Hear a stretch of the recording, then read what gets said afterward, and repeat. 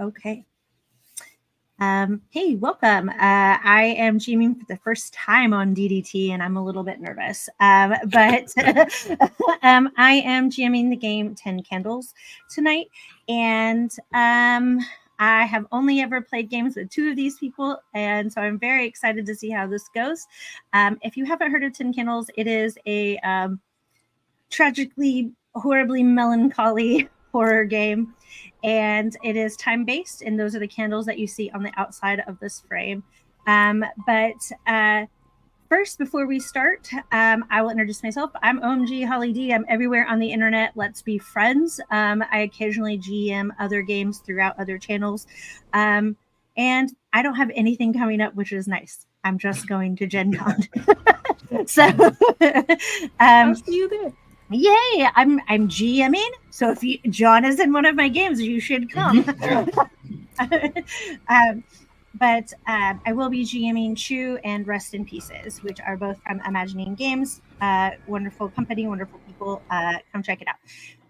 That's enough for me. Mozz, I'm going to start with you.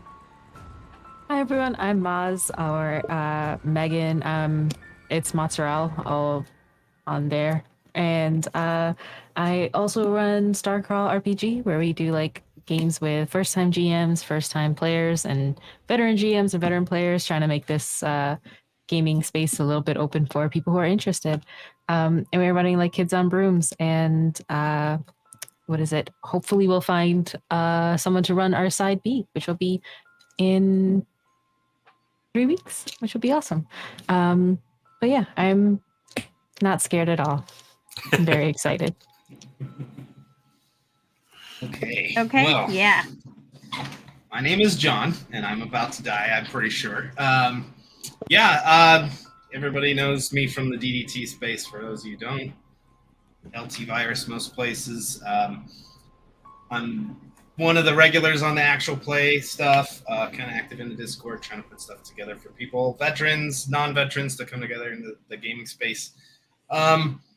There's so much crap going on, but I don't know which to plug. I'll plug the Gen Con thing too. It sounds great. I will be playing with Holly. It'd be cool. Anybody who wants to come out, just we'll be handing out cards and all sorts of fun stuff. So come see us. You'll see the logo, and not too hard. I'm pretty sure I'm dead. I just want to say thanks for everybody for coming, because it's going to be great. So it'll be wonderful. So that's what I got. Ready to die. Good. Excellent. Jesse, go ahead, bud. Hello, I'm Jesse, and I'm with 5 GMs in a Trench Coat, where we all switch off as GMs and tell different stories. Currently, we're doing Cyberpunk Red, and I'm running that one. So I'm excited for that one. It's a fun one. We're 5 GMs in Trench Coats on all the social medias and all that. So, and we're also going to be at Gen Con. So, heck yeah. So hopefully we'll see you there. Hopefully, that'd be great. Finn, go ahead, bud. All right, I'm Finn. I have social media, but I don't use it. So go follow Dungeons and Dog Tags everywhere, and then Dungeons Dog Tags on Twitter or X. Yeah, I am the only one on the screen not going to Gen Con. Nerd. Wow. But, I know. But you die first. Yeah, it figures. I'm the social media manager for DDT. So if you're talking to us on X or on Instagram or anywhere else, you're probably talking to me. So nice. All right. Okay. I guess that will be it. I'm gonna have Finn turn that down by just one more, because my brain can't take it. So I know that I win this game, so I don't even know why I'm nervous. Okay. Okay. I'm going to explain what 10 Candles is. I kind of did in the beginning. But this is a very role-play heavy game. There are no maps. There are dice, which you will see rolled in the center. And basically, we're just rolling against each other to see who has narrative control. there is a time frame in which this needs to be done, and that is when the 10th candle is out. And when that's out, I bet you can't guess what happens. We all live happily ever after. Nailed it. That was it, actually. Yeah, and then but this is if you haven't seen this game, please check it out online. There are already several tiny modules because it is a very like low prep. Feels like it could almost be GM-less at some point. But definitely check that out. And with that, I'm going to read the module in which I wrote, and this is titled Rescue Me. And I'm just going to start with the story, basically. The town of Eagle, Colorado is home to the Colorado Army National Guard's high-altitude aviation training site. The people in this town, are your family. They are your friends. And they are the memories you have built here in Eagle. And those memories are all that you're taking with you. The town has shaped you and molded you. Then the sun disappeared. Electricity disappeared. No cell phones, no internet. The town grew cold. But as the temperature dropped with such swiftness and severity, so did the warmth of the people. Then, days later, they came, and people began to disappear.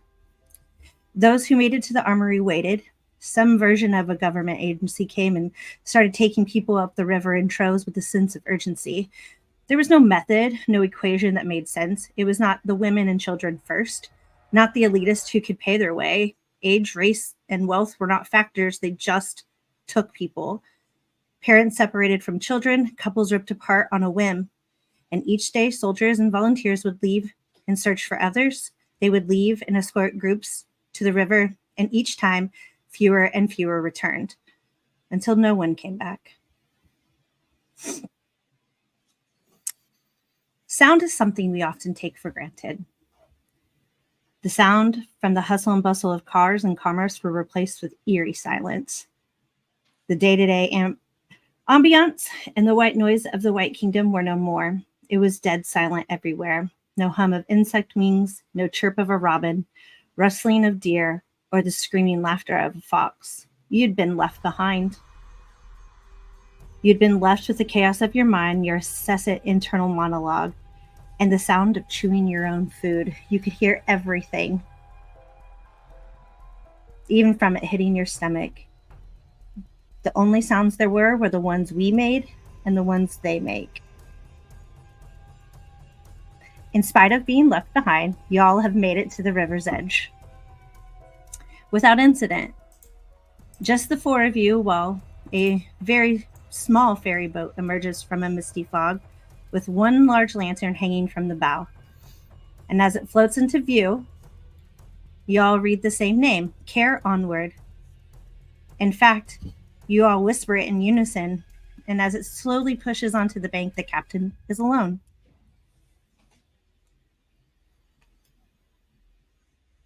That's where we begin. Ooh. I already don't like it. I'm just I already feel very uncomfortable. So this is like we're the only people we know of right now, and that's the only way out. Yes, correct. Well, at least you that's what you know. I mean, I'm gonna get my happy ass on that boat. that's step one. Yeah, let's try to flag down that boat then. I have a flashlight, so I'll just start kind of have my flashlight, move it around, kind of get their attention. Oh, easily enough. I mean, no conflict there. It's pitch black. There's no sun. So, of course, we see this light.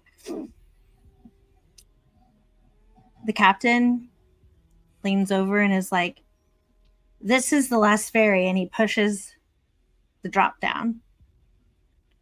And he motions for you to come aboard. And as you guys start to do that, something pings all of you in your chest. It kind of hits you in your soul like it was an ache almost. And and whatever reason has compelled you, you have all collectively come to the decision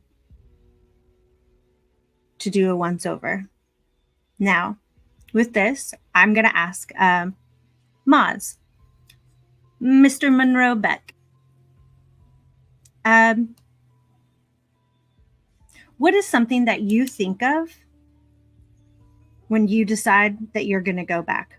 You don't have to tell me why you're going back, unless you want to.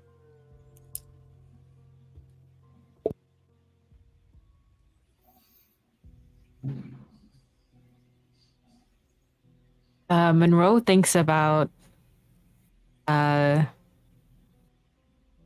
all the like things he's like collected and lost. He's been like working hard really like for a long time, and now he has like a family, but like it's kind of returning back to something rather than like it's my family. So that's why he would want to go back. Perfect. Sydney. What would yes. Sydney's first thought is his wife or his ex-wife. She's not in the town anymore. She's long gone. She left before any of this. But if he would have stayed the first time, she would still be here. So he kind of feels like he has to stay now. Perfect. All right. Sheriff Buck Ramsey, why would you stay? Buck kind of remembers the sort of chaotic nature of everyone retreating back to avoid them, and think about there's no doubt that some people are left behind, and if he doesn't go try to get them back, then who knows what'll happen to them. And he especially thinks about children who are probably alone and scared. Most definitely. It's a possibility, right? Mm-hmm. Micah, why do you stay? Where do you try to go back?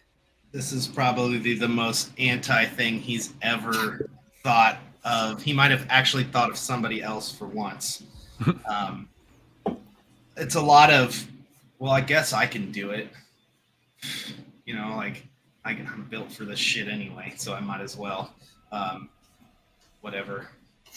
Very apathetic about it, but he's like, I know the sheriff's gonna want to do a once over. I guess he helped me out. I can't leave him. There's that. He's like grasping, trying to find a reason, but okay. puts them So all in a basket. you're like that reason that they've said is my reason now too. Like, all right, Why not? perfect. Okay.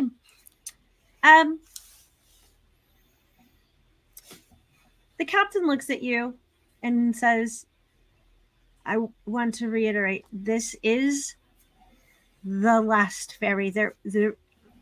I came back because I just knew somebody would be here. I just knew it was supposed to be the last time. They told me not to, and I came back anyways. As you could see, I'm alone. So How long are you willing to wait here for us? well, how long do you think you need? I'm going to kind of look at the group and be like, how long do you guys want to be out there? It's going to be at least a few hours, I'd say, maybe even the whole day. I mean, we find transportation. We could get around the town, hit like 2 or 3 of the main spots that people would be hiding out in right now. We're gonna have to Maybe a move couple fast hours. either. Yeah. We're gonna have to move fast either way. I don't want them to get us.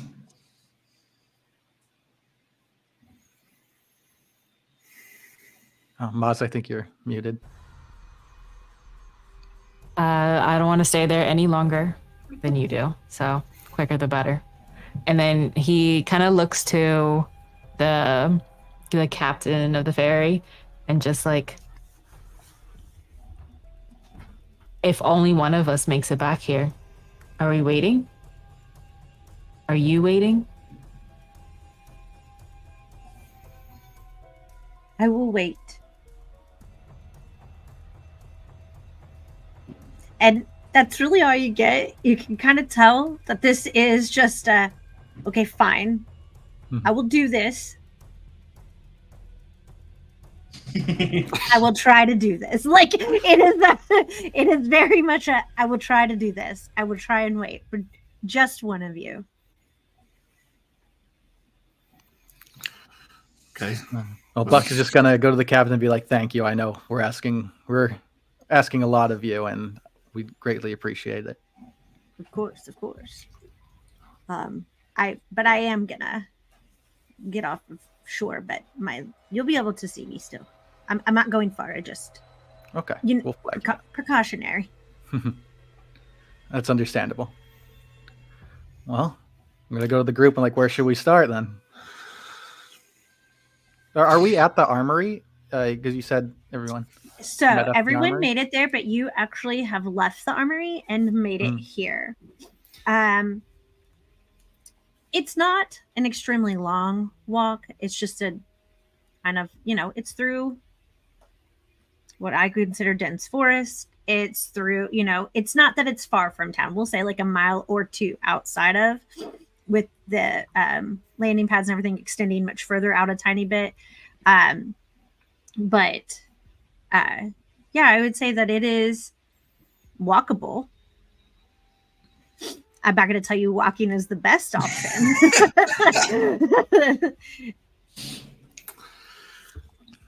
Well, I mean, maybe we should start with the armory then. Yeah. Better place than nothing. Yeah. I know, like, the armory is where we were initially told to hole up. I know that there was a camp at the elementary school down the street, so you can check those two places and maybe the fairgrounds. Okay, yeah, that sounds good to me. What would be the best path? Like go one after the other kind of deal? Is anybody here that anybody here that they would know how to get to the armory? Who would know? Unless Sheriff. they have they called any EMTs recently. Sheriff, you should know the town like the back of your hand, right? Oh, yeah, of course. Oh, yeah. Yeah. I hope. Okay, perfect. Buck, Sheriff Buck Ramsey, you're in charge. What does Yeah, I guess the armory's our first go-to then. Then, maybe we'll get lucky and find some equipment over there. Just kind of ask the sheriff a bit, like, you sure we should be doing this? We can get out right there. He's gonna go up to Micah and be like, "Hey, people are out there and they need us." All right. I mean, I won't make any of you go with me if you don't want to, but I would greatly appreciate all your help. Yeah, and live with that guilt? Yeah, no thanks. I'll go with you. Yeah, I'm stuck here. Let's do it. We'll make our way to the Armory first? Okay, fine. Walk down the road. Sheriff, what does that walk look like? Obviously, you're running into forest, but which direction do you go? Which way do you take? Do you take the main road? Do you decide to try and take a shortcut? What does that look like? I think we're gonna try to take a shortcut. We need to. I think time is really important, so we're gonna take a shortcut. The sheriff shortcut. Yeah. Look. Is that the car with the sirens on? Like, that's the shortcut. Okay. So you guys begin walking. What order are you in, and what's your light source? I have a single flashlight, so Um, I have one of those. I would get with Buck, just to put us in like a more structured formation, a more militarized way instead of gaggling through that forest. But if Buck wants to be in the front with the flashlight, then I'm not going to stop him. I'm All right. probably trailing. You're in the back. But yeah, Least Monroe will that be black trailing and everything. too. You guys are just kind of walking in pairs. They're just kind of, yeah. They're like, oh, this is not like what we wanted. Like, I don't think they're athletic. They just been on like vans and hospitals for hours and hours. This is not really their space. They have like a keychain wall, like the flashlight that they get from the hospitals. So it's like they're just like messing with it, but it's not as bright as Beck. So they like just like look behind them or something. Awesome. Okay. You both turn on your lights. Monroe kind of deals with this is not doing much. But your flashlight turns on no problem. And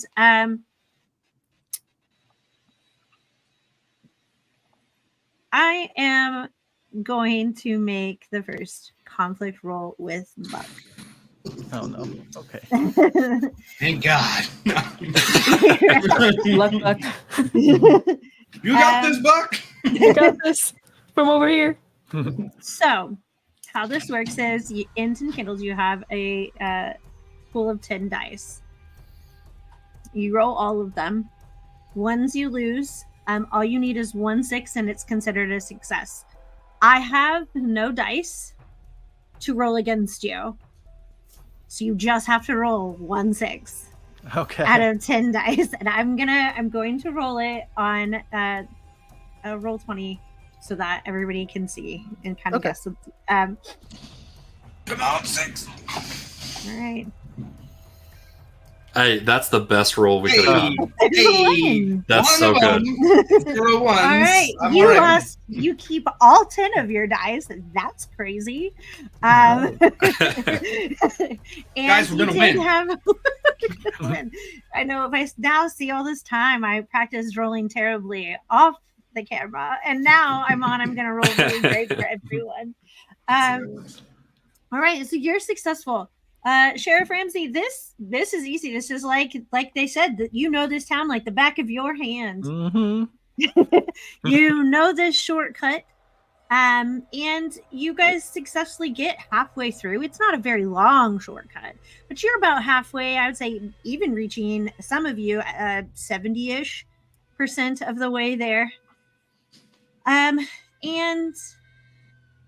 it's even with your flashlight and even with the little hospital keychain, it's just like the beat, little bitty tiny light.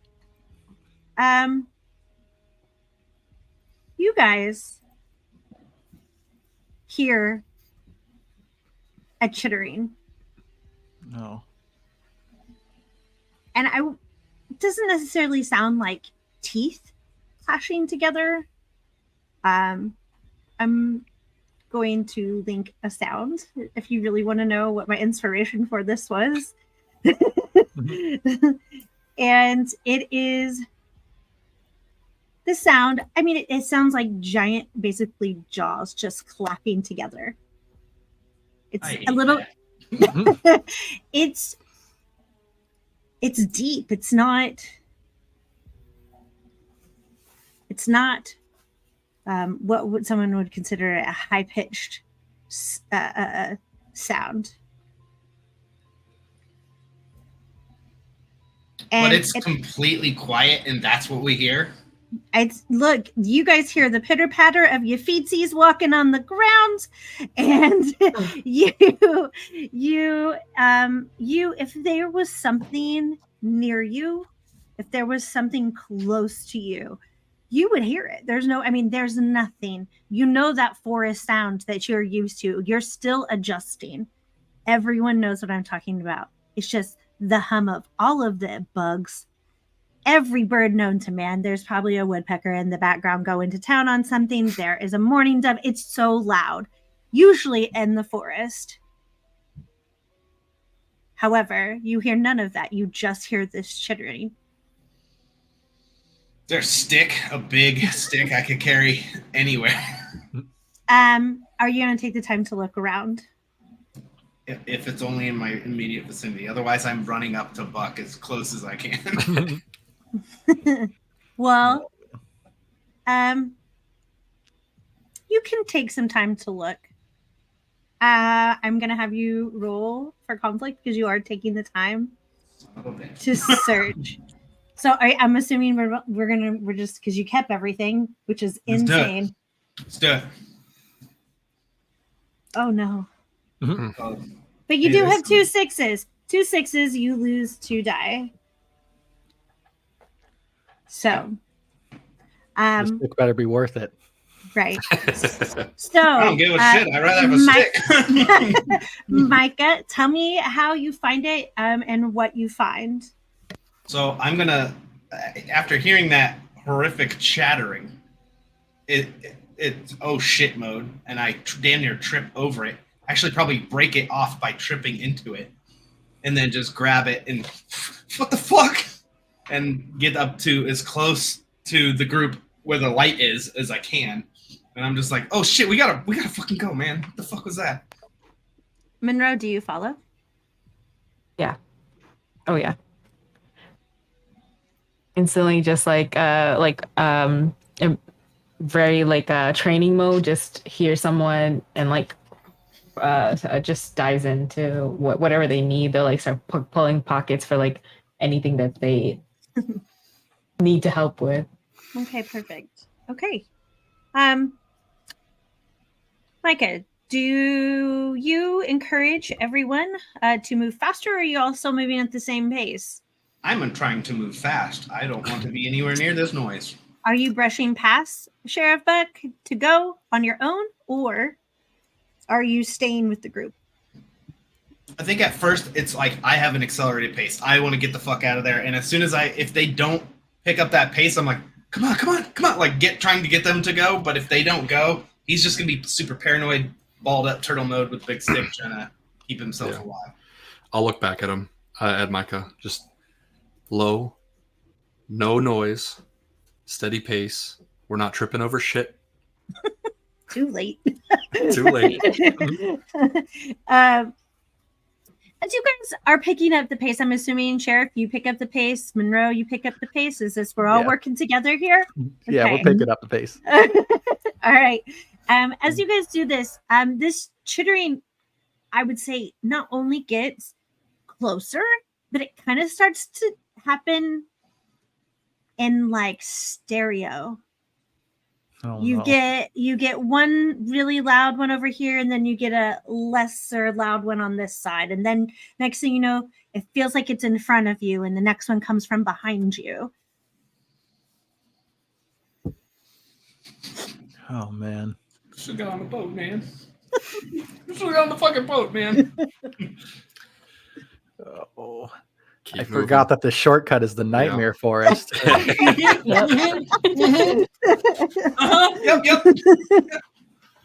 Low and slow. Yeah, let's keep moving. We're gonna keep moving. All right. The next thing you guys hear is what I would consider. Not only are you hearing the chittering, you're starting to hear something that sounds like a tink or a bell.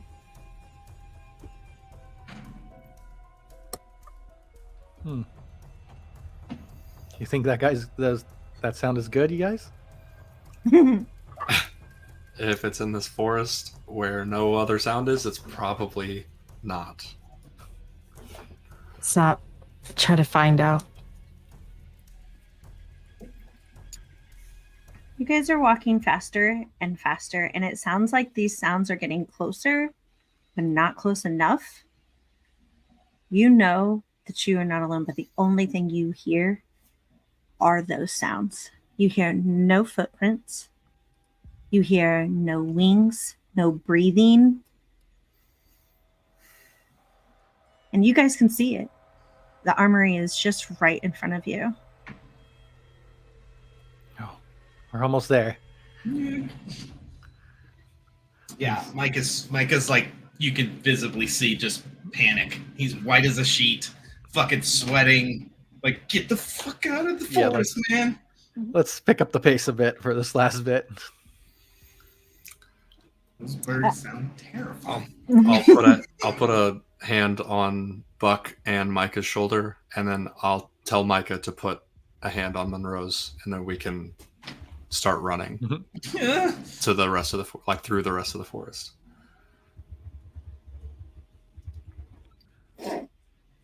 All right. You guys are on your way. You're picking it up. You know exactly where you're going, Sydney. You don't even have to try. Sheriff, you know exactly where you're going. You're picking up. You're doing exactly what you want. Mm-hmm. Yeah, let's get over there. And you hear another sound. Now, it's so loud, it's deafening.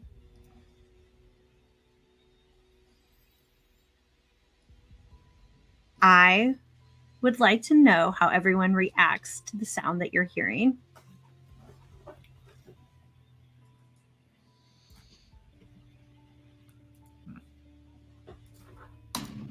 Oh my god. Oh my god. Oh, okay. It's laying down. Is that what you do? Yeah. Try to lay Okay. down, take cover. Okay. Sydney, what are you doing? I'm gonna keep running forward because that's our current pace, but I'm gonna duck my head out of instinct. Okay, Micah, what are you doing? Man, he's so freaked out, and that man. I mean, it sounds exactly like a gun going off. I'm gonna drop absolutely flat to the ground too. I'm just be like, and just eat shit right into the dirt as soon as I can. Monroe, how do you react?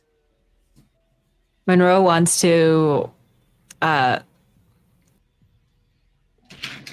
be daring, but hearing the sound of it, they're just like quickly looks back into the forest, like, how quickly can I get to that ferry without these guys? But like He said, holds nah, against bruh. that, holds that thought for a second before trying to pull Micah or like whoever's closest to them Who is into closer like to you? Who I is? think somebody, it was Micah, right? Yeah. And then like into like somewhere where they could like hide behind or like hide into and try to see if they would pass through like So you're if they were. grabbing Micah. Okay. Mhm. All right. This is gonna be a conflict roll, and I get to roll against you now. Mhm. So, so you same rules apply, but now you only have 8 d6s, and you will roll. I will roll them, and ones get lost to me, and 6s are successes. Now I just have to roll as many or more 6s than you. Does that make sense? Okay. Okay. So Monroe is rolling this. Mm-hmm. Oh, This is for narrative control. Oh, Oh my okay. God. So, Monroe, this is where I will allow you to darken a candle to re-roll. I'll do all 4 of those ones because that's rough. they could also burn their first card, couldn't they? Yes, you can also do that. That is also an option. I don't know what is on top of your stack. So Just up to to you. understand this, if I burn one of them, if it's a trait, do I not act like I have that trait anymore, or is it? No, you will actually. You just need to have it make narrative sense. So if you can act like that still, however, you're just essentially you're just burning the card. You are now living that trait. Okay. I don't know how this would work in this situation, but So, do you need a second? Because, I mean, if you want, you could just give me those 4 ones. Hold on. Whoa. Wait. Let's think this through.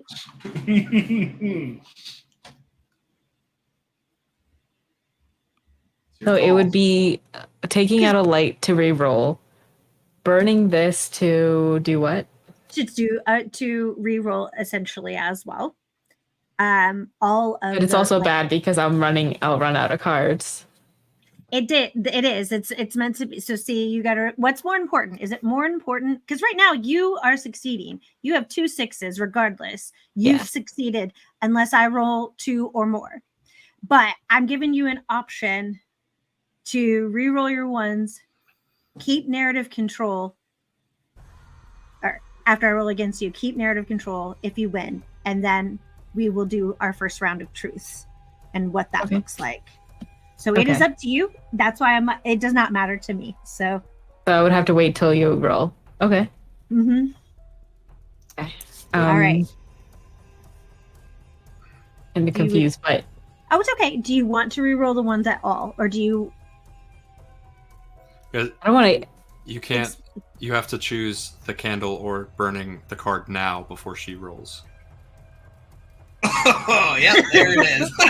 I'm sorry, I didn't understand. That's what you're asking. I apologize. I didn't understand. Thanks. And if the candle goes out, it just ends the scene, and we go to truths. Right. Yeah. Now, ending of a scene in 10 candles doesn't mean that what we're doing is over. You just established. And I can only choose between those 2. Correct. Well, you can let me roll. You can let me roll too. Oh. You could just lose the dice. I don't know the right decision, but I'm going to you know what? I'm going to let you roll. Okay. I'm going to let you roll.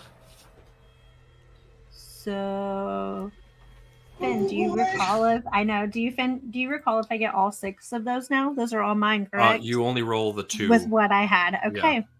You have to win them first. Okay. Yeah. Okay. After this, you'll have 6. Still. All right. So I have to roll 2 6s. Yeah. Gotta get the box cards. It's improbable at this point. Hey, we get those back. Do we get them back now? We get them back. Oh, nice. See, I told you this was gonna be the wild. I knew this would be the craziest game. I fucking knew it. But you. we don't actually get those back. It was a joke. I know. Yeah. No. Yeah, everyone's like, yeah. So really? Now, no, not really. Oh. All right. So now you guys only have 4 dice. Mm-hmm. Yet you succeed. So, Monroe, what does it look like to successfully pull Micah up off of the ground and do exactly what you were trying to do? What does that look like? Like that Shane from Walking Dead face, like, God damn it. And just like it's not that they are happy that it successfully happened. It's just, why the fuck do I have to do this kind of moment? And they like look to Micah, but with a smile. It's like, all right, get up. And then just like pulls him up with like that like fake plaster smile of like, just, you did it. We did it. You're fine. Okay. And you and Micah successfully make it to the armory door. I'm gonna die so hard. Sydney and Buck, you both, Sydney, you kept running. I did. I would have kept running like with the intention of keeping hold of both of their shoulders. So as soon as I felt that go, I would have stopped my momentum and turned back around. All right. Monroe, you still have narrative control. What does it look like for Buck, who drops down to the ground?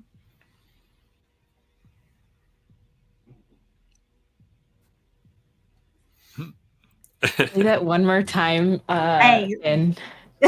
just so I can get into the space again. Just one more time, Finn. Yeah, when that gunshot sound went off, Buck hit the ground, and I kept running. And then when I would have like ran with the intention of like still holding on to both of those guys, but when when I released both of them, I would have stopped my momentum and turned back around with the intention of like going back to get them. So, from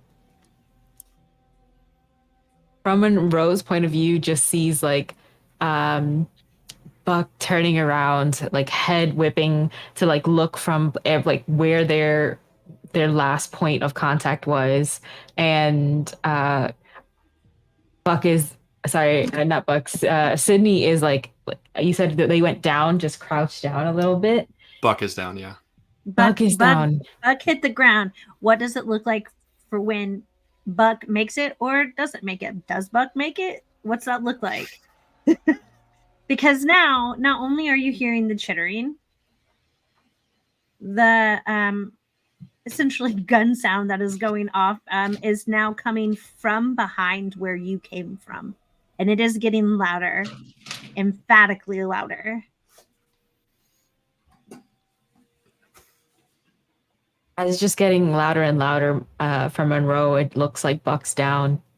And Monroe's just like hits or it's like stamps his feet a little bit and looks to Micah and just says out loud, like, the other one's down. The one with the flashlight, the sheriff. Okay, I'll get him. Let's go. No. You can't. And there's like they like pull out their pockets and they have a couple of like medic supplies and extra things like little tools, and they're like they hand some of it to Micah and they said, hey, if you want to go get him, then we have to make a run for it, and like points to like in a roundabout way so that you go this way and I'll go this around this way to see if we can, at least one of us can get there. Scooby-Doo this shit. Hell yes. And I'll run back. Like instructed, and I'll try to grab Buck and grab him and get the fuck out of there to the armory as hard as I can with great speed. Okay. Gonna need you to make a conflict roll. I don't like it. But first, Buck, you hit the ground. You hear your friends screaming out orders. I mean, it is dead silent. It is pitch black. You have one of the brightest lights, if not the only light. You have dropped. As you drop, so does your flashlight. Oh. And it just jostles a tiny bit and it kind of does a little flicker. And you hear the chittering almost like it's inside of your brain. Oh. And as everyone has left, even though they have turned to come to you, and in the same moment you hear them starting to run back, your flashlight's still on, it is showing on the ground, you see hands start to reach across the trail in which you follow. And you feel something reach out and touch you. Oh. What does it feel like? Is it cold or? What does it feel like? Oh, yeah, I think it's like cold and clammy. So, yeah, Buck's gonna try to get away from that. Just start kicking and start sprinting away. All right. I'm gonna need you to also make a conflict roll. Okay. We're gonna do Bucks first. So you guys only have 4 dice. Correct. Yeah. So boned. Okay. I'm just making sure. I'm not trying to take them. No, you're doing that. Oh, wrong one. Sorry. Well, we can't roll Sorry. 6s on D4s. Sorry. Oh no. Oh no. Oh, fuck a whole lot of that shit. All right. You've had the same options. Sheriff, you can use whatever cards you have on top you can lose those last two. You have no successes, so you are not succeeding, which means you do not get narrative control. And you lose 2 dice. Or you can darken a candle. Or you can burn a moment. Or burn a card, essentially. Okay. You guys think it's too early for me to burn? Dude, Burn go a for it, man. Just Burn go it. for it. Go balls to the walls, dude. Burn a card or burn a candle? Yeah, I'll burn a card. So my Yeah. virtue is that I'm resourceful. So I think maybe as I'm trying to get up, I like pick up a bunch of dirt and rocks and stuff and throw it at whatever's trying to grab me to kind of blind it and disorient it. So yeah, I think I'll do that. Perfect. Narrate what that looks like. You pick up this handful of dirt. Mm-hmm. Yeah, so I think I'm trying to scramble up and then it grabs my ankle and I realize I can't get away. So I grab a handful of dirt and just throw it as hard as I can at whatever it is in this darkness trying to grab me. As you do that, you're pushing yourself up and you're struggling because you're down a leg. You know, they got your pant leg. You feel another couple of hands touch you from each side. You, however, as you throw this dirt, you hear the chittering kind of subside and being as loud as it was. And you get up and you are running full force. So if you want to go ahead, I'm going to re-roll those die. All right. It's just those 2. Oh no. Okay. Perfect. Oh. I don't.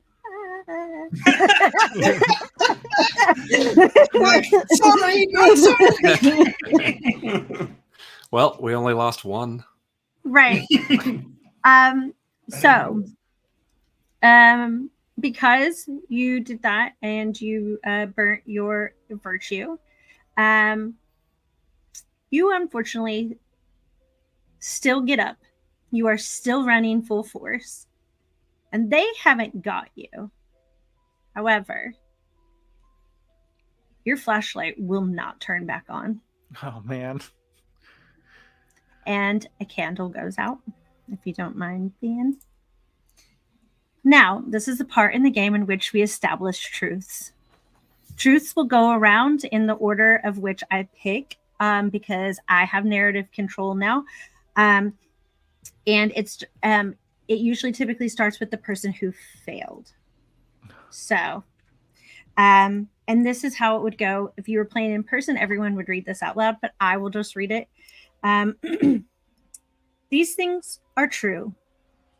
The world is dark. Sheriff, what's your truth? My truth is that the armory is actually a trap. Oh no. Too easy. Oh. All right. Okay. All right. We'll go with Monroe. What's your truth? For me to just remember, what exactly does this have to? So this is where you establish something because we ended a scene. Okay. Now, this, like I said before, the scene that you have is still going on. However, you now get to establish something true about this scene. It can be for yourself. It can be for the group. It can be something as simple as we find resources inside of the armory, that type of thing. So it can be anything as long as it is your truth, the one you choose. Though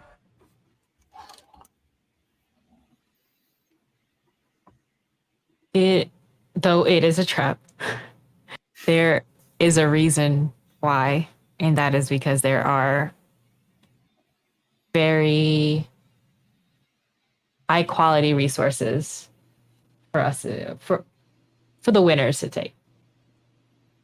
Some adjectives in there. I like that. resource, All not right. just normal stuff. Right quality. It's an armoury. I love It's it. armory. High quality. Nothing I but love Gucci it. in I wouldn't there. call a building an armory if it doesn't have some good Yeah. stuff. I love it. Okay, Sydney, what's your truth? My truth is that we all make it through the clearing together. All right. All right. Micah, what's your truth? There were survivors in the armory, All right. and they sprung the trap. It's gruesome. Ah. Okay. Perfect. Okay. That it was a trap. It's psychological trauma. Ah.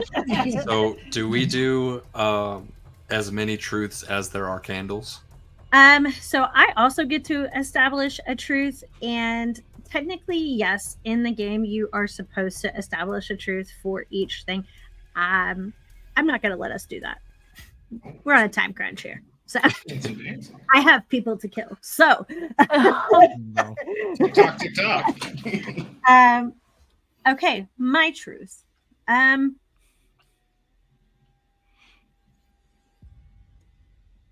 My truth is among those survivors who sprung the trap, someone Monroe Beck cares about was one of them.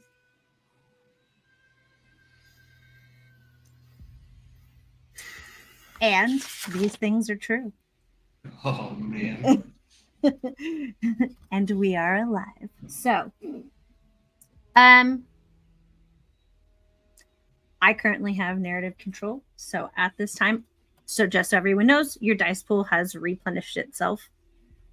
Micah, because everyone makes it to the armory, you don't have to roll. No, it's not necessary.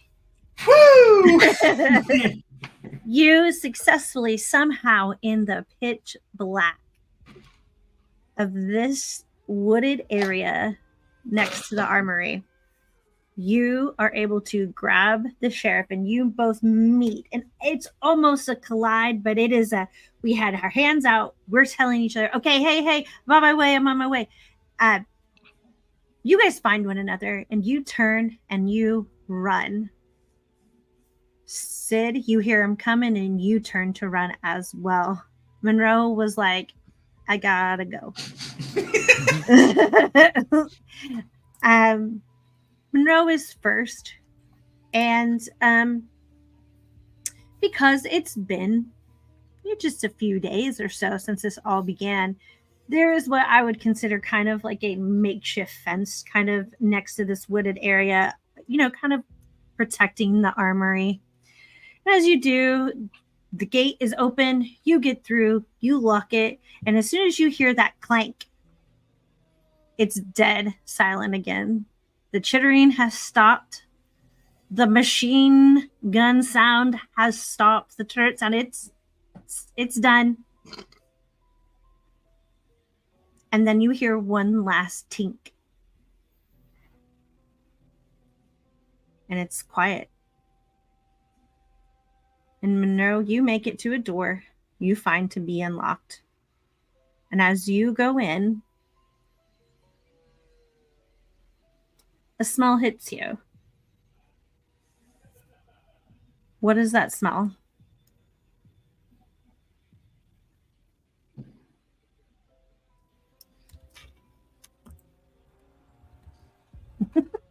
Death. Death.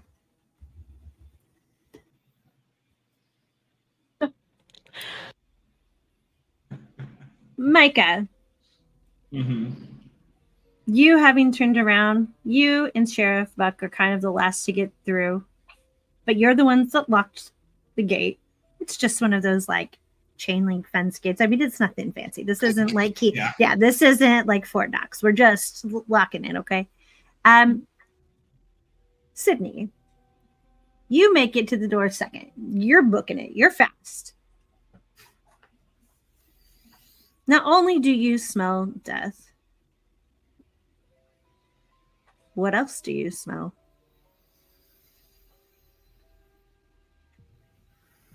Fire. As in, is the fire still burning Like- hot or a smoldering fire? Smoldering. Okay. Sheriff and Micah, y'all make it up to that point, and you are also hit with this smell. And now it's not just the smell of decomposing body parts. There is this familiar smell of wood burning or smoking out here at the end, right? And it's coming from inside. You guys walk through. Who's going first? I'll go first. Okay. Who's going second? What's our little order here? I'm not in the back anymore. By any means, I will light a cigarette and go in second. Okay. Okay, I'll go in third. Okay. Sid, you step in. It doesn't feel like a normal floor. I won't say that it's like water necessarily. But it's definitely part of the smell, and it's sticking to you. Mm-hmm. And as you all file in, you all feel the same thing. And as you're shuffling forward, you hit something.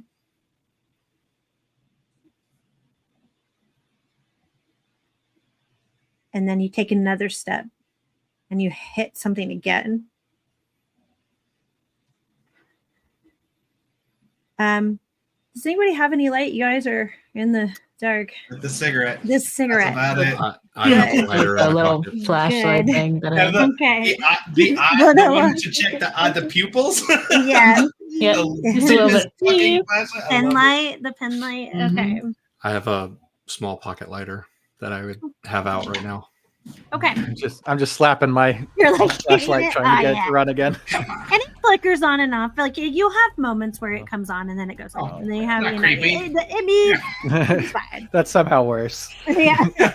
Just leave it off, please.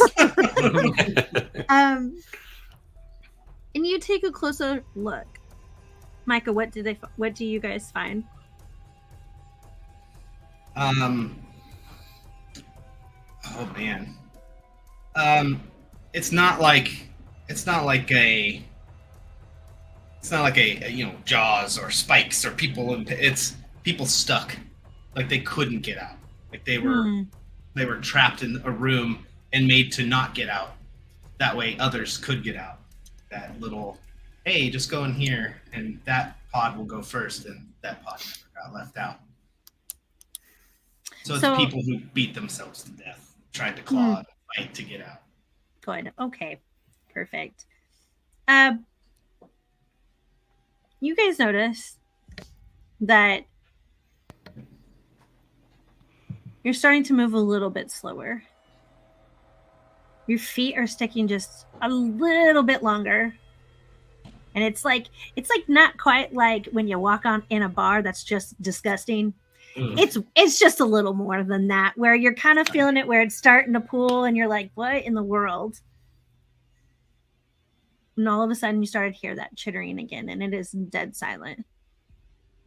And it doesn't sound like it's coming from inside.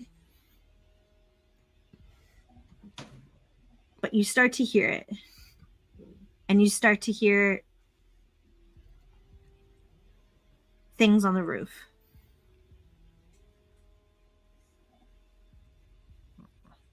I don't like this. Is there any other light sources at all in this place, or is it completely black? Right now, it is completely black. Are you going to look for something? Yeah, I'd try to look for a light switch or another lantern or Okay, a torch. You're or in a something. perfect. So you're in a room, and you see in front of you, with these minimal lights that you have, you do see a door. I'd say probably 100, 150 feet in front of you. I mean, it's like, it's a big building, right? So Yeah. it's in front of you, and you're like, okay. You begin to run towards that door. Okay. But as you walk, it's still pulling. And I'm going to tell you, every time the further you guys keep walking towards this door, it's starting to really, like, you're starting to get to the point where you're a little scared it's going to take your shoes. Like, it's going to take, it's not normal for this to be happening. Can I take my lighter and like pull it down to the floor a little bit to see what's on the ground? Yeah. What's on the ground? Oh no.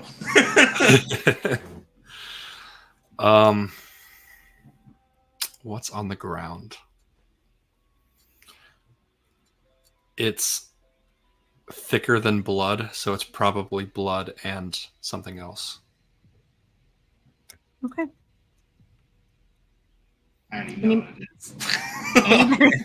Anybody else following Micah? Are you walking slower? Are you walking faster? Sheriff, what are you doing? Could I actually kind of check out the bodies and Sure. kind of see if they have anything on them? Absolutely. Okay. You look, and I won't say that these bodies are necessarily piled per se. It's more like a couple of them are slumped over together, and then you kind of like angle just a little bit your little blinking flashlight, and you kind of see that there's like another two kind of slumped over one another, and then you kind of see another further in as you're trying to point out. Your flashlight's still blinking and blinking and blinking. And I am going to, because I want to fight you for this is going to be a conflict. Yes, you can see the piles of bodies, but I'm assuming you're going to want to know why they're kind of clumped together. Yes. Yeah. Okay. Yeah. Okay. We're going to roll all 10 dice. We get 9 now. Oh, that's right, because you only have you should 9 start with candles, 1, right? and I get 1. Yay! Okay, 9 dice. Oh, see, that's pretty good. 2 sixes. A lot of wins. Yeah, Can't 2 lose. sixes. You cannot lose. I'm still gonna roll against you. Are you gonna keep that one, or are you gonna do you want to change it? This is up to anybody who wants to change it every time. So, Sheriff, would you like to reroll that one or just let it go? No, let's let it go. I think Let we're it good go. at 1. All Yeah. That's a safe bet. Whatever. All right. I'm still gonna roll my 1d6 because, well, I want to see. It's a 1. You love those ones, huh? I do. I can't help it, for myself and for you. Okay. You tell me why those bodies are essentially paired up and slumped over one another. Let's What see. do you find? So I kind of pull them apart, and I find sort of like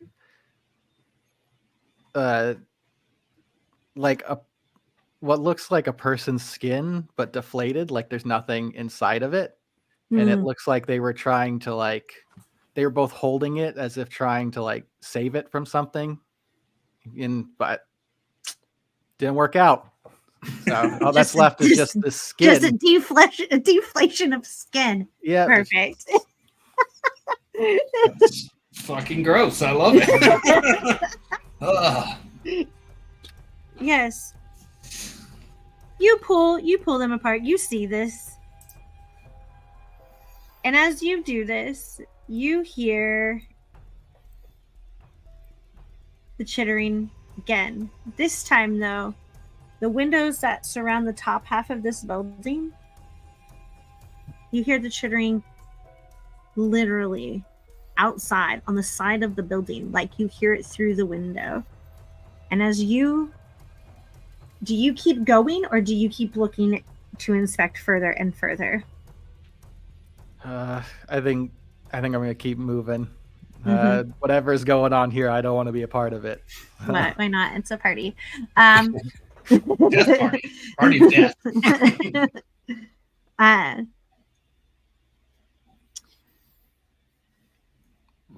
Micah, you make it to the door. You go to push on it, and it feels like it wants to go, but it doesn't. Like there's something behind it. Could be. And it's a push-in door, not a pull-out door. To double check. It's a push. Okay. Right? I am a little. Can I get any of that stick I got in there to try to wedge and maybe push it and like use it as a lever, maybe? Kind of like Sure. wedge it in there, crank it. I want in that room. We're gonna do a conflict roll. Sure. Now, you guys have 8. I have 2.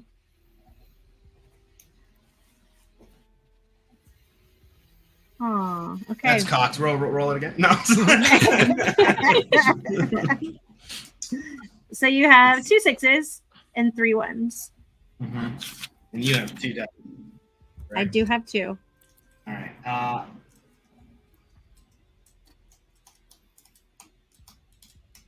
I'll use my vice to get rid of those ones. 'Cause Okay. there's 3 of them. Reroll them. Okay. I have them reroll them. My vice is negative, so the negativity, right? I think it would be something like the stick snaps, and I'm like, fucking, of course it snaps, fuck stupid piece, and I just get angry and just I can't do anything, fucking right, and it's just pure frustration and constant negative emotion that fuels me to get that door open, or at least attempt to. Okay. So there are 3 1s. We're going to reroll them. Hey. Yes. Hey. Now you have 3 6s, and you keep all of your dice. Number of bees. So exactly what you described happens. It happens as you are, despite the anger, the frustration, you are able to shove this door open. Go inside. Or try to. Okay. I'll follow him in as well. Yeah, Monroe will go too. Perfect. It doesn't matter. I'm still going to roll against you. I can't get it, but whatever. If it makes you feel better, please roll the dice. Oh, I was so close though. Just kidding. Coulda. I Maybe. did. Okay. Yeah, no, you open it. What do you find? So the floor isn't sticky in here. There's a single light on that's kind of illuminating the door frame. Probably why I saw it to begin with. It's probably the last little bit of supplies. I'd say someone was probably here. Okay, great. Yeah, no, you stumble in.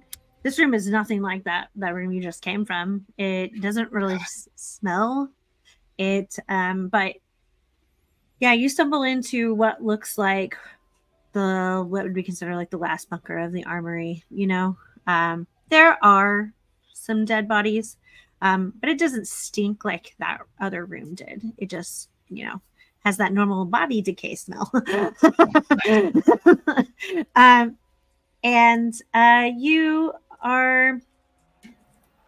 You're able to find the resources. What are the resources that you find? You can have 4. Oh, wow. Well, I say we all get one then. Everyone who came in the room gets the big one. And then. Sure. Okay, fine. Micah, what do you find for yourself? There you go. I pick up the fucking flashlight that was there for one. Yeah. So we have a light source because scary dark is not fun.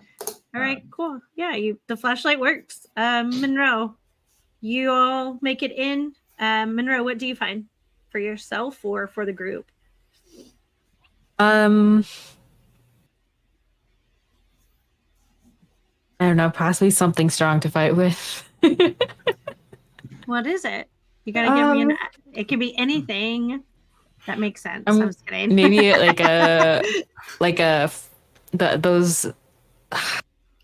those axes that they have for like fires. Perfect. Fire I'm axe? actually thinking of getting that. Yeah, fire axe. Okay, you can I find I didn't two know what of it was those. called. I was like, Fine. A grenade launcher. No. Right. A Fully tank. How functional. about a tank? We find a tank in there. That's all right. Fully fueled up. Right. Okay, fine. So Monroe, you've got your fire axe. Buck, what do you find? Do you find a second fire axe? No, how about like a riot shield kind of thing? Where- Okay, perfect. Yeah. Makes sense. With ease, it's a little bit heavier than you probably remember. It's not like Eagle sees a lot of use of this. Those eagle riots. Yep. Right. Sydney, what do you find? Sydney finds a pack of batteries for the flashlight. Nice. Big brain flame. You're you're like, not going out now. Like,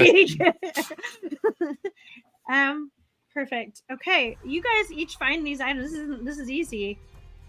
And essentially, you all notice now it's silent again. No chittering, no tinking. I'm just gonna turn to the sheriff. I'm gonna be like, "There ain't nobody here, man. You saw what we saw in there. Well, sure we want to keep going and look other places." I mean, where did all the people? If they couldn't get here, then where else would they be? You know, I don't know. Things aren't going well. I don't know. I don't know what to think, but I think we still need to check at least the elementary school. Oh man. Oh I man. mean, we have stuff now, like we can defend ourselves. So I I want to think go we're back better out off. there. I don't want to go back out there. Is there like these things have like, what are they, Humvees or whatever? They have those things here? Monroe kind of goes up to Micah and just like kind of like pats him really hard on the back, like a couple times. It's like just like come on, this is not a time for you to like not go back out there. There's a boat waiting for both of us. Look, I'm gonna do it, okay? I'm gonna do it. Fuck. God damn it. Just... Look, if you don't do it, I'm gonna pull you out myself anyway. So just like kind of walks by them, just like shaking their head, like it's gonna happen. I'm gonna do it. Like I did it before. Oh, damn. And Monroe's also gonna just kind of like just mutter to himself like how he doesn't deserve this, how doesn't make any sense. Like he's always the one that has to find the right. Like he's just saying bullshit, but in his talk to himself, he's just muttering out like God damn it, like it's always me, and it's like walking around just saying the most annoying, like not helpful to the group kind of statements. Mike is all about that. He's like, yeah, it's true. It is. We're all going to Sydney, what are you doing? Sydney is like through seeing the bodies and the blood on the floor, he's kind of zoning in and out, trying not to like completely lose himself, but doing some deep breathing and trying to like stay calm. But I'm itching to get out of here. Yeah. All right. You've made it in. You've got your supplies. As you are having this chat, Monroe and Micah and Sid, you're kind of working through it, and Micah's pulling in the sheriff, and we've got to go. We got to do something. We can't really do this. Okay, fine. We're going to go to the school, whatever that looks like. Okay. You're sitting here. and the door you swore you latched, Micah, pinks open. Oh, I don't like it. You hear kind of the morning wail of a loon. For anybody out there who might know what that sounds like.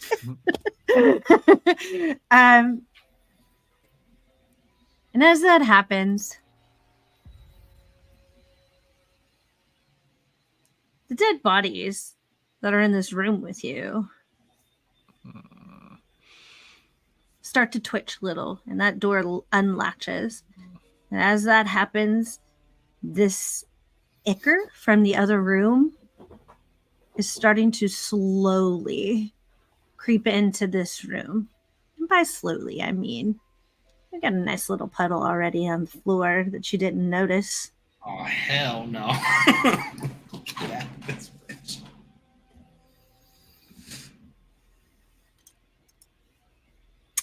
What are you guys doing? I'm Is there taking any lead. other exits? No. Are you going to take the time to look, or are you going to go to the door and hit your game? What are you doing? I'm taking lead again. We're getting the fuck out of here. Grab onto my shoulder. It's dark, but we got a couple lights. Perfect. Monroe would be the first one to kind of like grab onto the shoulder and just be like reach out their hand to Micah, just like, come on, it's time. Yep. I'm all like, what the fuck is that? Like flashing it on the dude running on the floor, like, oh hell, what the no way, man. There's like 6 bodies in here, and when I say they're twitching, I won't say they're like twitching like this. It's more like whatever joint is still intact, which a majority of them still do have both arms, both legs. There's a few that don't have like from the elbow down, whatever that looks like. It's almost like they're like rolling of their shoulders backwards or forwards, or their ankles are starting to roll kind of like underneath themselves. We get out of that room. We exit the room. Post haste. Okay. You have flashlights. You guys can see. There are 2 doors, one to the left, one to the right. Which one do you pick, Sid, since you're in front? Would I have remembered like which one we came through? No. Would that make sense for you? I think as ex-military, I would have as a good bearing on my surroundings. You did drill here. Yeah, right. Yeah, totally. You are able to. Which one is it? Is it the left or the right? I would say it's the one on the left. Perfect. Okay, you go through this door. This leads you to kind of a little foyer, and the exit door is literally there to straight ahead. You guys walk outside. I'm latching that door when everybody's out. Okay. What are you using to latch the door? Besides the fact that you just shove it shut, what else do you do? Is it when we're exiting, is it a push door? Yes. So you pulled it. Is there like a handle that I could stick something through and bolster the wall? I'm going to take Micah's stick from earlier. The shorter one? Okay. Yeah, there's 2 of them. They're small. And There's then, 2. Okay. And then I'll just glance around the room if there's like a desk or anything I can throw up. If there's not, then I'm moving. No, there's nothing there. This is, and anything that would have been there, it's almost like pieces of things were just shredded. And, kind of just scattered throughout. But no, there's nothing left. It's just the 2 sticks that you have. Okay. And do you guys go straight out the door, or do you take time to even do anything else while you're in this little foyer? Let's get out of here. Yeah, get out of here. Perfect. You guys walk outside. All you hear is the tinking of the bell, like the bellbird tink, just kind of like it's almost like pebbles being thrown at something. Oh, shoot. And when you walk outside, you're faced with the parking lot. There are some cars. There are some turned sideways. There are some on their sides. There are several with the doors just wide open. Does any look like they could be hot wired? Like older cars, older models. Well, Something along those let's roll for that. Okay. How many dice do you guys have? Anybody keeping track? We have 8. That's what I thought. Okay. All right. That's my boy. That's my boy. All right. 2 6s and a 1. I think, right? Or No. No, those are 5s. Yeah. Oh, There see? is no No sixes. sixes, no No ones. sixes. Ones. So that's an automatic No. failure. That is an automatic failure. Can't tell. Well. So what happens here is because that is a failure, we darken a candle and we do truth again. So unfortunately, Micah, you look and perceive to try to see, like, you know, enough to be dangerous. You can hotwire a car. You've seen so and so do it however many times, and you know how. But these cars look damn near unusable. I don't like it. So we have to walk? No. Okay, so this is where we will do. These things are true. The world is dark. Starting with Micah. We will never make it to the school. Oh. John, come on. I'm a chaos goblin, my friend. All right. Monroe, what is your truth?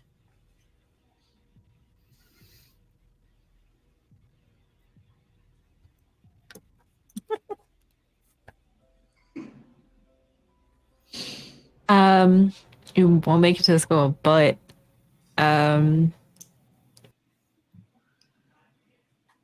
what we find outside the school is we get more information on What kind of On them. information? On them? them. Perfect. Ooh, nice. Okay, more info on them. All right. Sid, what is your truth? My truth is that my bar is on the way to the school. Okay. Sheriff, what is your truth? In the bar, his special bottle of whiskey is untouched in the hidden spot. Nice. Okay. Okay.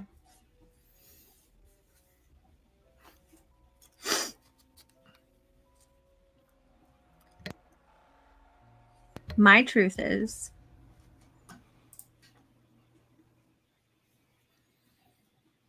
not all of you make it as you are to the bar. Hey, it rhymed. Hey. Should get doubles with that. No. Okay. And we are alive. Or I should say, and you are alive.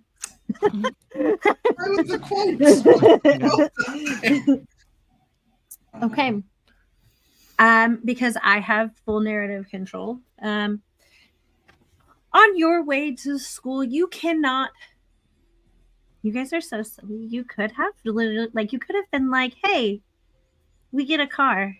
We may not be in this parking lot." I have it saved. I have that saved if I survive that long. So we're good. Perfect. Good. Okay. You gather your riot shields. You're carrying it. Honestly, you seem to have enough light to kind of outshine outside. Like as you guys kind of travel in a group, it's kind of like you got some kind of pointed in every direction. This is what I would consider like a halo of light around you guys.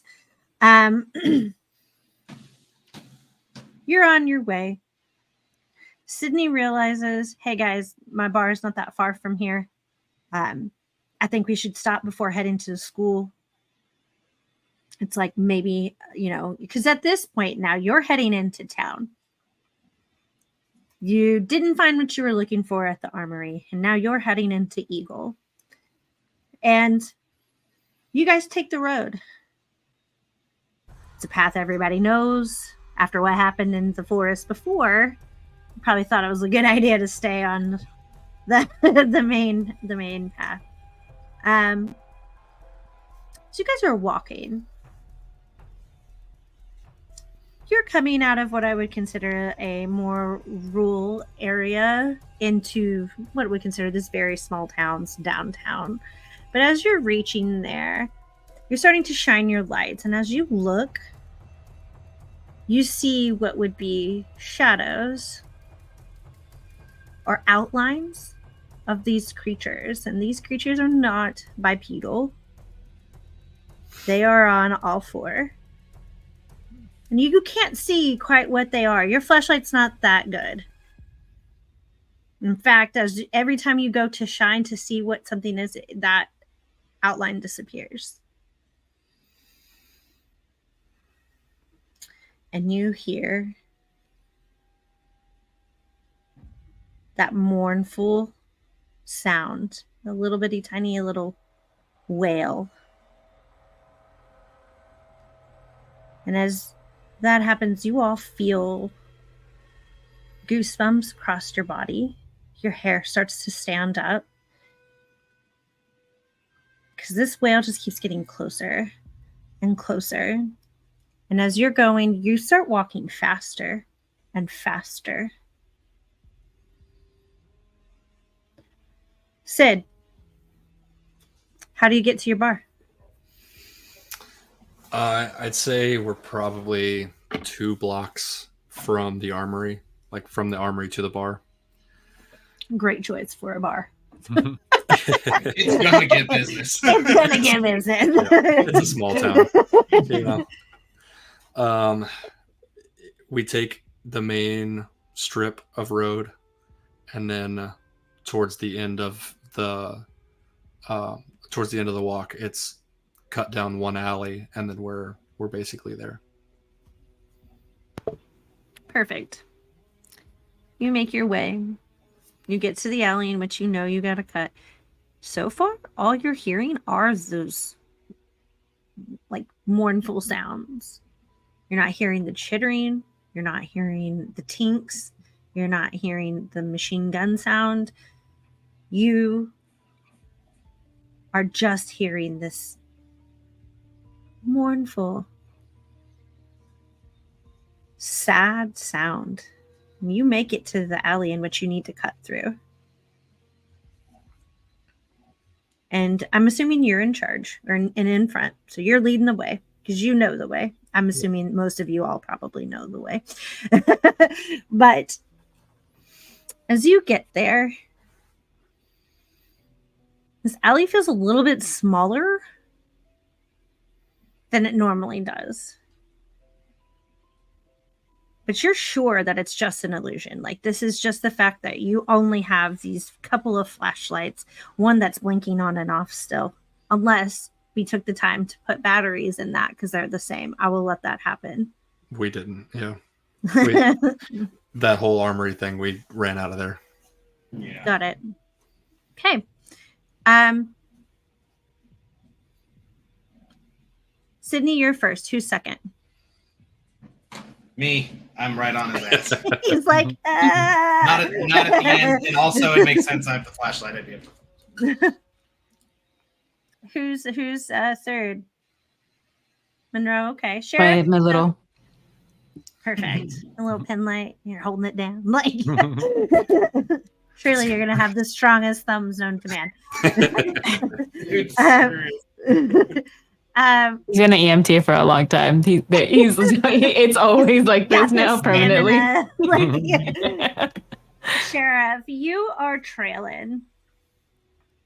You're not behind by no means. You're just last in the line.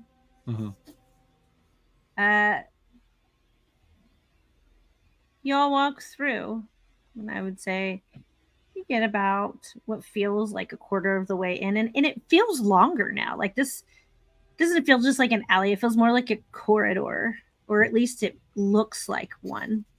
And it's still the alley. Like, you're sure of it. It's the alley. So since you're in front,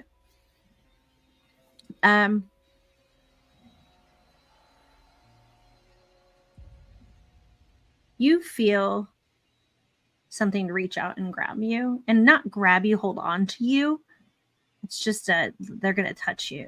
It's just a boop, little boop. On my back, like as I'm walking, or is it on your back? Is it on your shoulder? Is it on your leg? It's my left leg. Okay. You feel this, what you think is a hand, graze your leg. Micah, you feel someone tap you on the shoulder. I spin turn. As you turn, you shine the light straight into Monroe's eyes. What? Oh, whoa. Sorry. I turned the light back to the front. I'm like, what? Why'd you tap me? I didn't tap you. Why'd you shine that light in my eye? Sorry, a little jumpy. Monroe, Yeah, I know. But What do you mean you didn't tap me? you feel someone kind of pull your hair. Monroe's gonna like instant like try to grab at it. Ooh, okay. Let's conflict roll. Yay.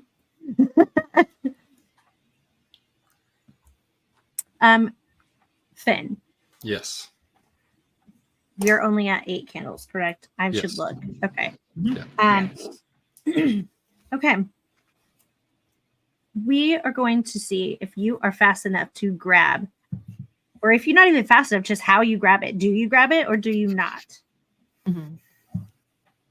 It just like, you know, if somebody pulls on you, you're just like, like that's it. That's what he's just doing. Okay. All right, 2 6s and a 1. It's good. It's a good roll. Good solid roll. Okay. Do you want to re-roll that one, or do you want to let it go? I mean, it's just 1. No.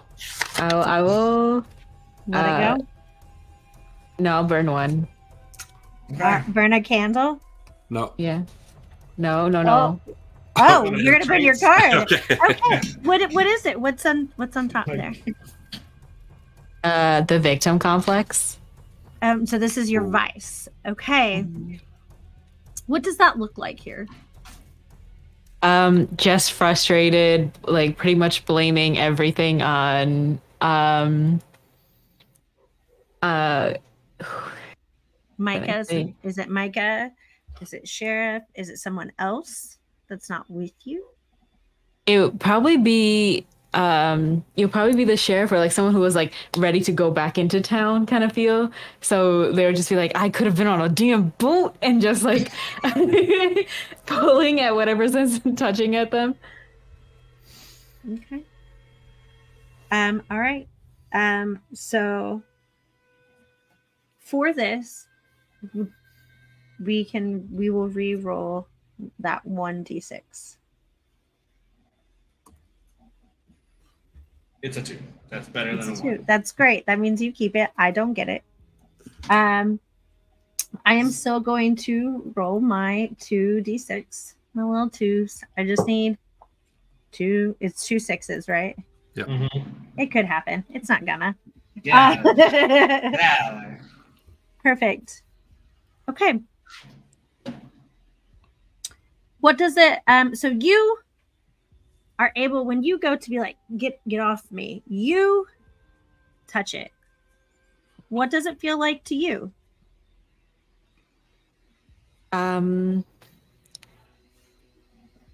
All like almost like old. As soon as he feels it, he just feels like it's inhuman, and like a shudder passes through him, and maybe there's like a little drip or something that kind of falls on his Perfect. head, and it just I love it. sends, yeah, shivers. All right, great. That's exactly what you feel. You feel this drop. We established earlier that it was cold, so it's a cold drop. It feels not like a human. What do you do? Monroe kind of like screams out, but not in frightened, but just like someone touched you, and you're just like, ah, like, and then like kind of tries to get Micah's attention. He's And watching this go down. oh, then everyone just like turn to it and just pretty much just, what the fuck, just curses and turns around ready to like, before thinking it's them, thinking it's something else, like has like his fists ready about to fight.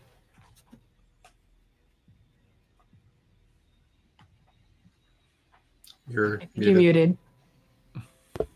Thanks. Sheriff, you're carrying this riot shield. Are you carrying it forwards or backwards? Is it like on your back? Are you walking with it like backwards? Or are you walking with it forwards? I'm kind of have it at my side right now because I don't think there's no real threats around. So I have it at my side so I can see. Okay, perfect. You see this go down. Monroe feels it, but you see it. Oh no.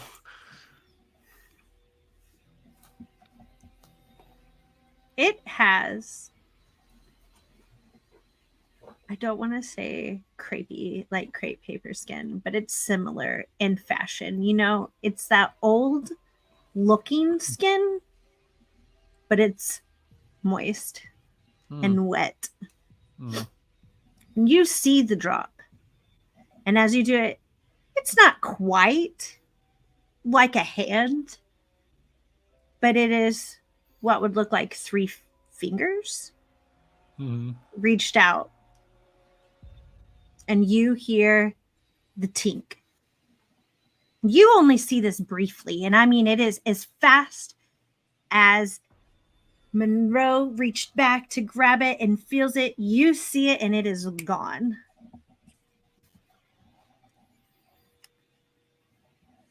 And then this tinking sound from before, it starts getting louder and louder. And the chittering joins in. And it starts to get louder and louder for all of you. I grab Monroe's hand and like, let's get into the bar, and I just push towards Sydney, like, go, go, go, go. This is not, we're not standing outside with this shit happening. No. Not like this. And as these sounds get closer, that deathly smell from before is starting to fill the air. And as you're doing it, Sid, you're in front. You know, without hesitation, you're not stopping. After they're yelling at you, you're hearing the commotion. You know what's happening. You don't see anything. You just know someone's yelling at you to go. You go. Mm-hmm. But as you're going, you start feeling things touch your arms. You start hearing the tinks right next to your ear. And it's almost as if it's calling. It's not saying your name. It's not saying anything. It's just sounds. But for whatever reason, you're feeling pulled to this. Do you resist? Yeah. Okay, you're going to roll for it. Let's see if you really do. Let's see if you really do. Okay. So, wow, 3 6s and a 1.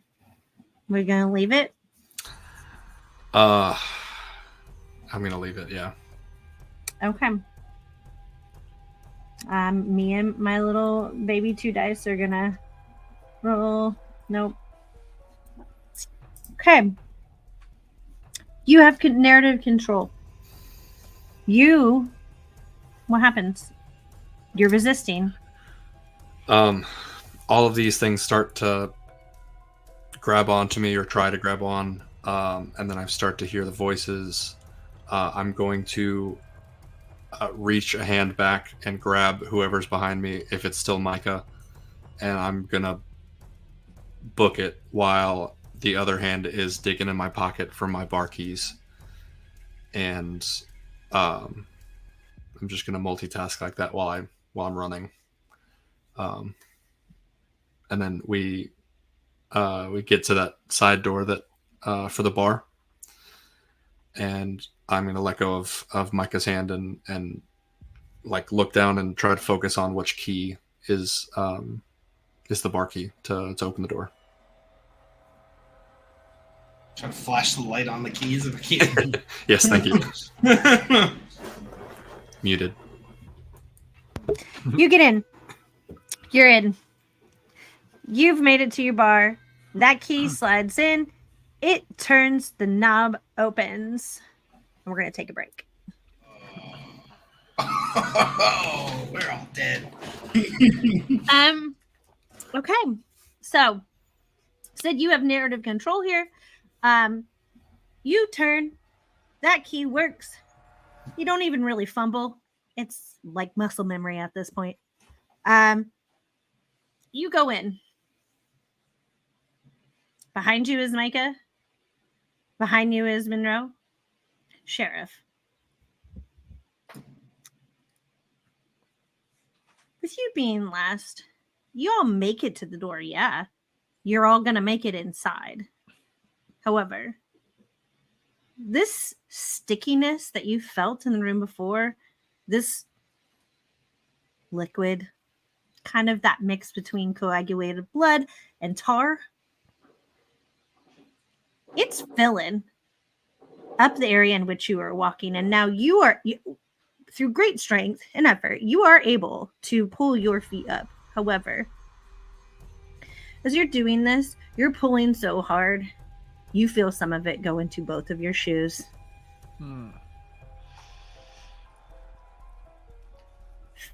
Sid, what's it look like when you go in? We're entering through the side door, so there's a bathroom on our right. There would be like a skinny hallway, and then a right turn, and then we would be in like the main bar.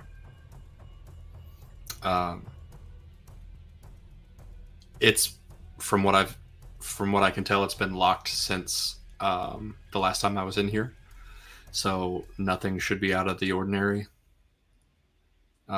There's 5 or 6 tables, and then the bar, all the stools are intact. Nothing looks like it's been touched. Perfect. So as you come from the back, what would facing outward towards the street, not the alley, what does that storefront or bar front look like? Are there tables outside? There's 2 tables, but they're like shitty patio furniture tables. The kind that can like be picked up real easily. If one goes missing, it's easy to replace. Yeah. I see you've run a bar before. Okay.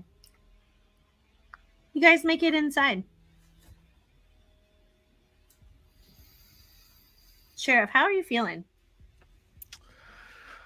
He's feeling a bit overwhelmed right now. He's kind of feeling like I might have just led all these people to their death, and and some of that tar stuff got in his boots, and I think his feet are feeling like really cold too. Okay.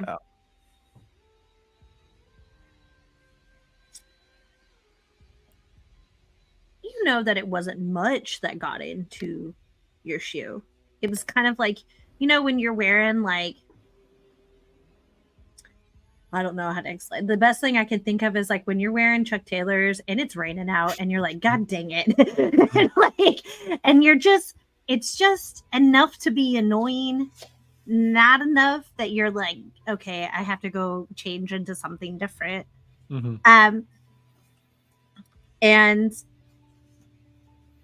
you are correct. You feel cold. It doesn't feel like painful.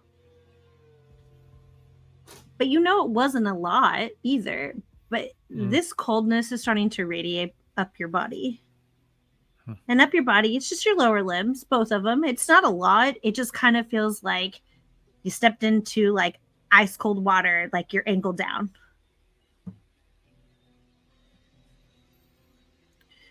Do you tell anybody? Not immediately. He's gonna kind of hope it passes. Thinking, oh yeah, he's gonna wait off on telling anyone immediately. Okay. Well, if we're in a bar, I'm gonna get a beer. Perfect. Well, electricity's been off for how long now? It's gonna be warm.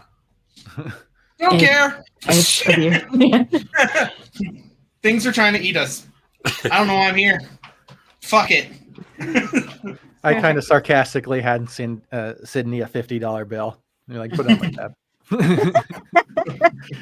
I love it. Monroe sees like a couple little like scuffed areas where like there are a couple drunks that they had to pick up that like Sydney had called them to like come get, and they move stuff over there and just look over at Sydney like, at least you're not dealing with that. I would probably prefer drunks right now, but Why? over this. Monroe kind of looks at you and just like, you know that one? Remember that one that would just say that he wouldn't throw up, but then he kept throwing up? I would like that right now. And whatever the hell I saw. What did you see? I didn't see anything. I just saw you freak out. And I heard all that shit.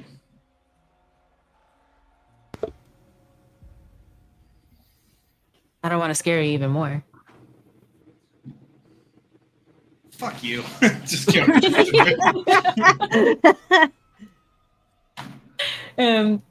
But like, Monroe kind of like quiets down for a second, and he takes also like a very warm beer and just like,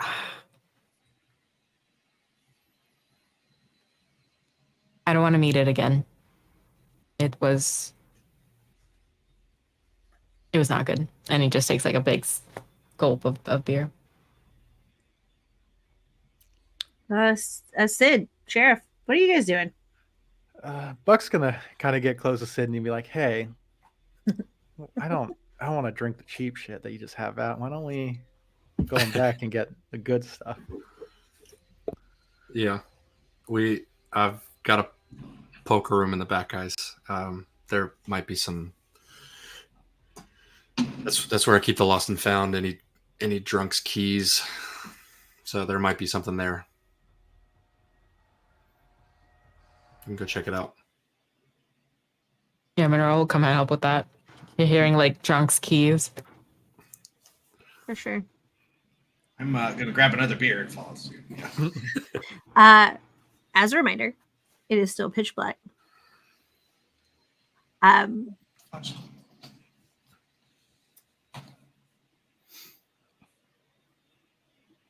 Sheriff. Mm-hmm.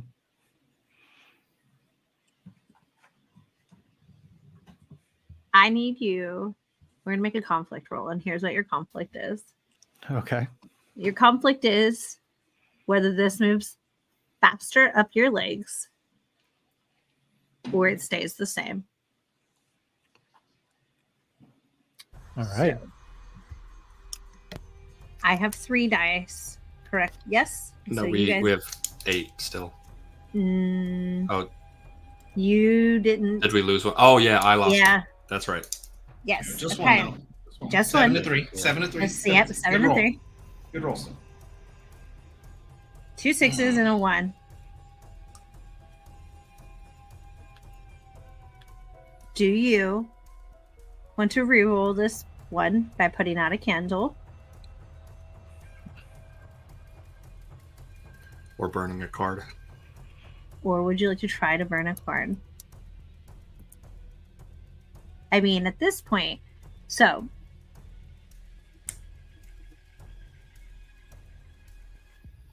you do whatever you want here. If you can make it work, I will let you. Or you have 2 6s, so you've succeeded. Unless I roll more. Or at. So I'd have to get 2. So it's up to you. What would you like there, Sheriff Ramsey? I mean, let's roll it. I think we're good. I got a good feeling. Right. Okay. Yeah. Straight 6s. Damn it. All right. So 2 d6s. Perfect. Well, No, I don't get to take it immediately, do I? Oh, I do. You had 3. I did have 3. Oh yeah, But even better. I'll just roll 1. I can't do it, but why not, right? Like.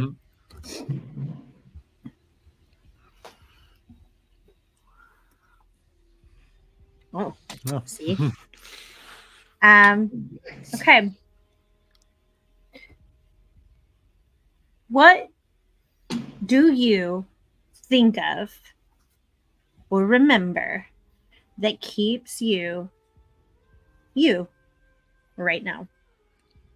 I think he kind of goes to his happy place where he just kind of, one of the things he likes about his job is just being able to drive around like more on the outskirts of the town, just kind of in the foresty areas where it's nice and quiet. And that's just that's what he likes about his job. He just kind of cruises down the street, along the street, and then we'll like pull over and just like enjoy a nice quiet lunch in his car and stuff. So he just kind of thinks about that driving in the forest.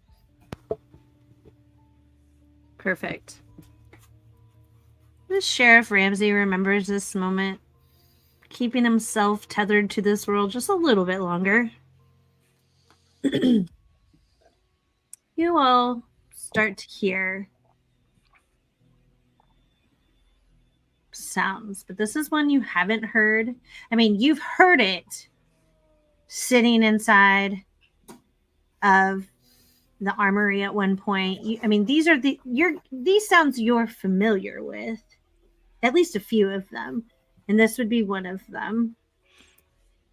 And it kind of sounds like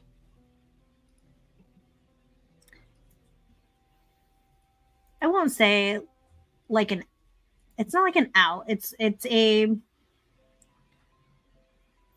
just kind of another wail. This one is just kind of like, and you don't hear it really close. You actually hear it in the distance, and you hear this similarly to what would be like someone crying far away almost, but you can't really tell. Monroe, do you believe that this is the cry of a person far away? Or do you shrug this off and know this to be something that you've heard before? So I'm going to make this a conflict roll for you to know whether you've heard this. Like if you know for a fact that this is the sound, that whatever they are or whatever they make, you know it to be them. Or do you succumb to its lure? Wait. Do I know what it is, or do I succumb to their lure? That's the choice. Yes. So we're going to roll. It's going to be a conflict roll. So your option is to resist or to succumb. Okay. He will resist.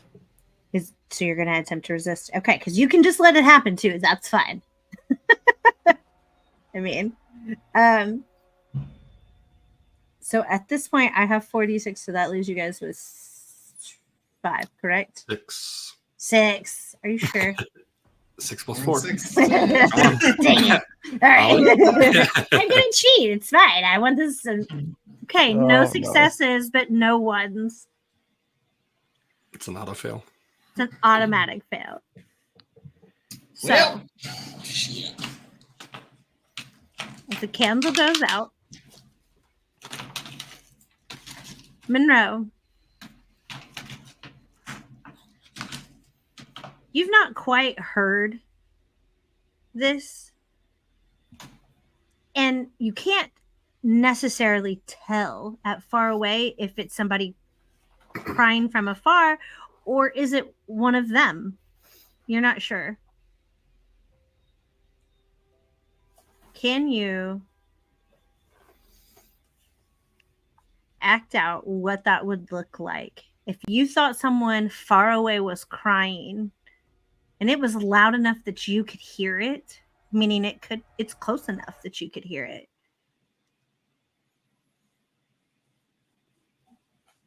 What do you do? I mean, obviously you succumb, but what does that look like?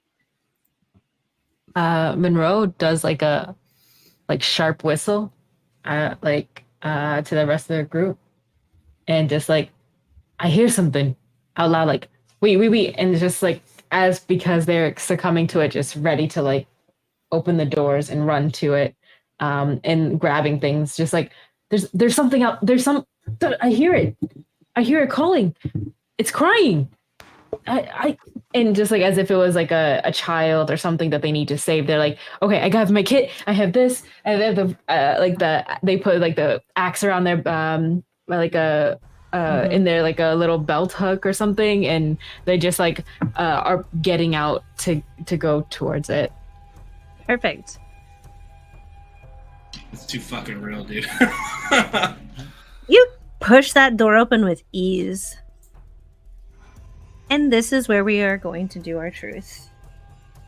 These things are true. The world is dark. Starting with Monroe, what is true? I am safe. No. It works. Hey.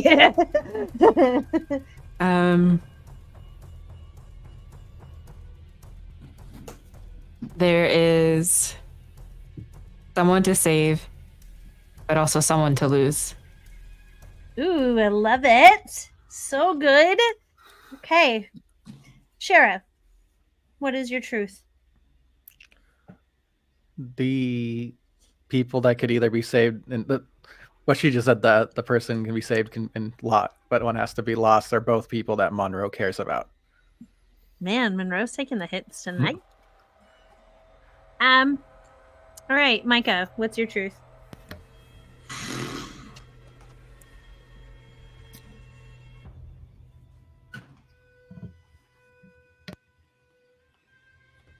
Micah's old shitty Buick is less than a block away from here. Okay. Sydney, what's your truth? My truth is that Buck's cold sensation is turning to heat. Oh. We're getting weird Like- with it. All right. That's bad. Okay.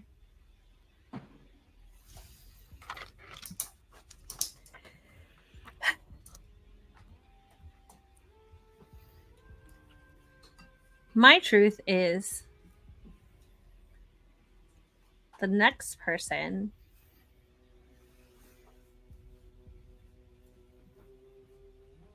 to be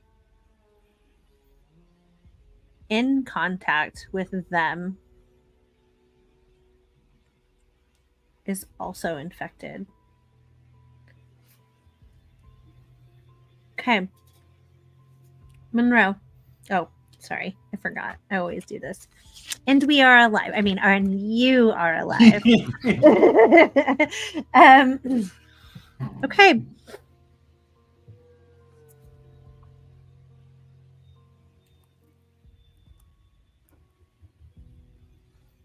Monroe, you swing open those doors, like I said, with ease. It doesn't even take much at this point. It's almost like You're the strongest you've ever been. And as you run out to the street, it feels like with your pin light, these shadows and this coldness is closer to you than ever. What's everyone else doing? As Monroe busts out there and is like, someone's out there. Micah, what are you doing? I'm gonna run after her to stop her. Like, no, it's fucking a trick or some shit. Don't. So I'm on her heels. Okay. Sadly, drop the beers. Mhm. Sheriff, what are you doing? Yeah, I think he's gonna also go after Monroe, but he's gonna take a little detour and just grab whatever bottle is on the poker table. There's something on there that's half drunk, and he's just gonna grab it on the way out. All right. Sid, what are you doing? I hear the doors bust open. I'm gonna run out there. Okay. When you run out there, Sid, I'm assuming you're going to be the last one out. It's your place. The school is maybe 7 blocks or so. Like, this town is small.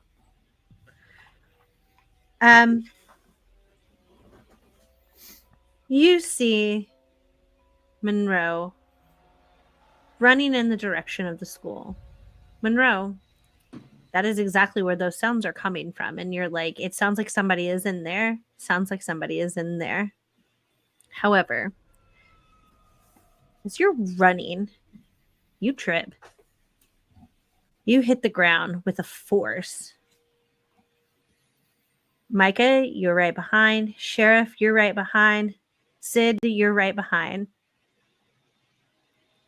You see Monroe fall. And it's not the kind of fall where it's like, oh, I tripped over my shoe, I slipped. This is like fall. You hit. You hit not only your chin, you hit your nose. You've cracked your teeth, it feels like. And you can feel this liquid running down your face. Your nose is bleeding. You know this feeling. You've seen it. You know exactly what this feels like. Like, who hasn't had a nosebleed, right? This happens. And do you attempt to get up and keep running, or do you get up and stop? Is he still succumbing to? No, you're not yet. The next person who's touched does. So you're not. You're still hearing that, and you're still feeling like you want to go, but you have ran, I'd say, a couple blocks at this point. I mean, you ate it, and you ate it hard.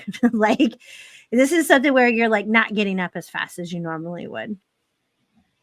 Yeah, if he's gonna take it, like, it's like still getting up and try to stop the blood. Okay. You attempt to do that. You're an EMT. You know what to do. Micah. Monroe turns and looks at you. He's holding, and he moves his hand, and you've got this flashlight, and it is just bright red, and it is just running down. And I mean, this is not a simple nose bleed. Like, shit. This is a lot. Oh, I grab into my pocket where Monroe gave me earlier, that little med kit pouch thing, and I'm like, and I fumble, open it up a little bit, and I'm just like, this one, the gauze stuff. And then it's like, I got it. Yep, right there. Because half of it's on the ground. I'm like, fuck, dude, that's pretty bad. What? And I'll like take that moment and I'll grab you by, like, I don't know if you got a shirt or a belt or something. I'm like, stop fucking running that way, dude. Stop. Sheriff. You're fast as fuck. Your feet are cold still. Mm-hmm. But As you're running up, you finally have caught up to Monroe and Micah. And with your flashlight, you also see. You see Monroe holding gauze. You see Micah handing it off. And as soon as that light hits that blood, you begin to feel warmth instead of cold. Well, that's better, probably.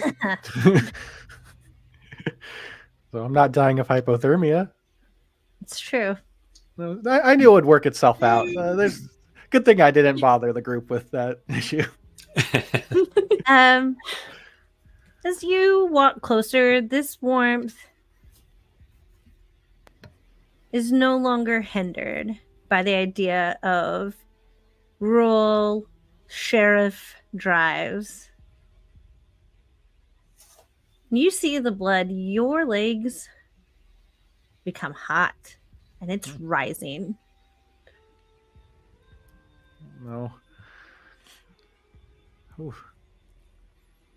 I might like take off my boots then. Like maybe something's wrong. Perfect. Yeah. Who needs shoes?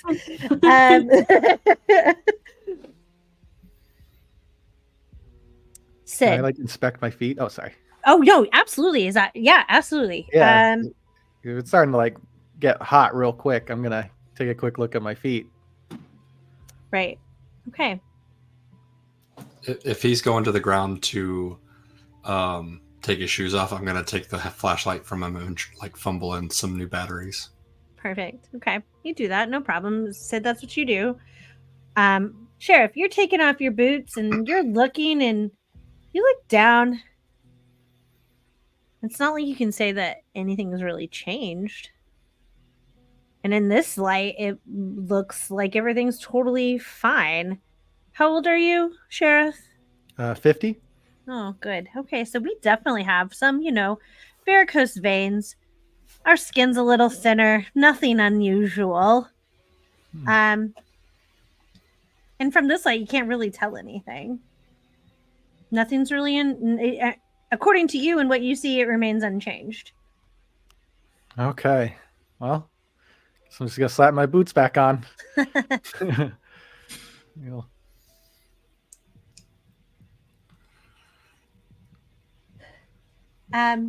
Okay.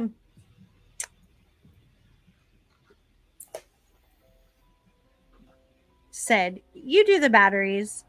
You see, as you shove them in, you shine that light straight up. You see Monroe just stuffing his nose, just getting doing all the things that he's supposed to. What do you decide to do from here? You have the sheriff taking off his boots. You have Micah in a panic handing gauze to Monroe.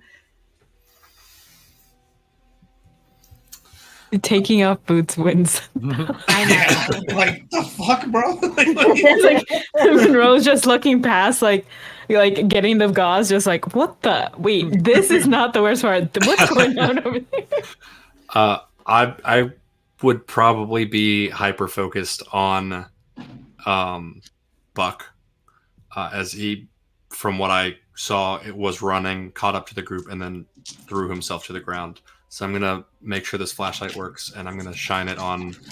He's taking off his shoes, so I'm shining it on his feet to see like what he's trying to see.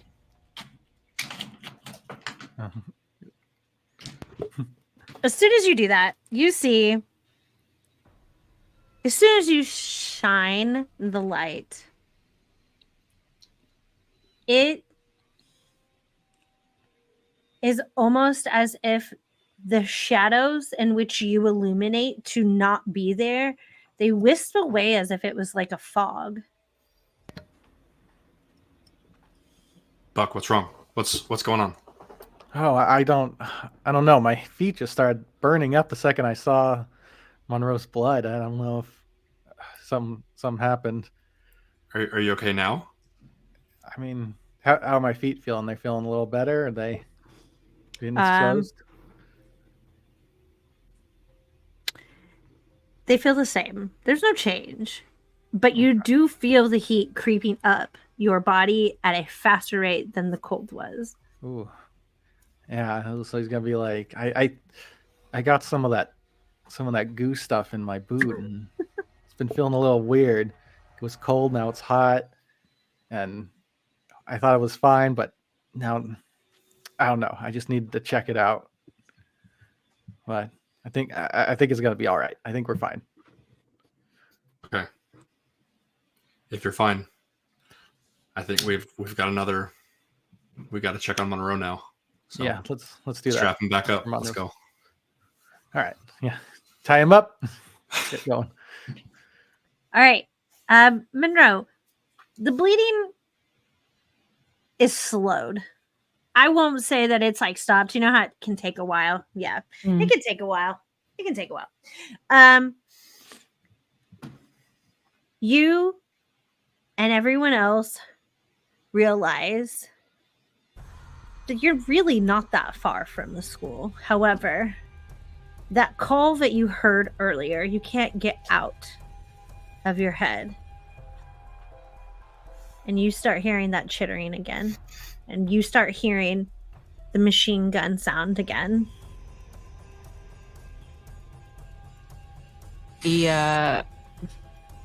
Literally, he's based off of Shane, so he literally starts hitting his head like Shane does, just like hard, like really, really hard. He's like,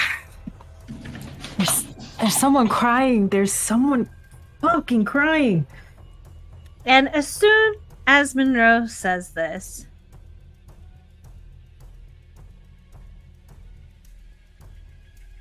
you hear a door of an adjacent building open.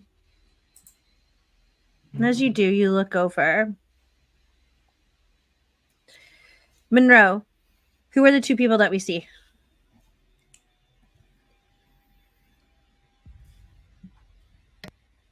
Do they have to be the two people that Jesse said? So yeah, I get right. Currently, I get to decide who's who. But yes, tell me who they are. Like they have to be someone I know. Yes. It's a person he rides on the van a lot with, his work, his Got like it. closest friend, Okay, I guess. like his partner, like EMT partner. Yep, his partner. Okay.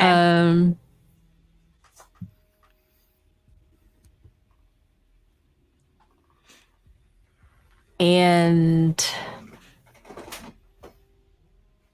his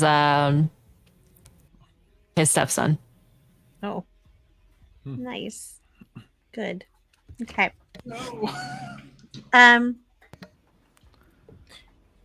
You hear them almost in tandem, unison, whatever. Monroe? Oh my God, Beck! I thought you were gone. And Monroe, what does your stepson call you? Do they call you by your name? Do they call you Dad? Papa? We don't. No, just Just your name. yeah, just my name. Monroe. And they run up and give you the biggest hug. Is this He like does that one-handed one and like gives like a big handshake to his partner, just like, were you with him all this entire time? Was that you crying? What is your stepson's name, Monroe? Trying to think of another name except for Carl. Do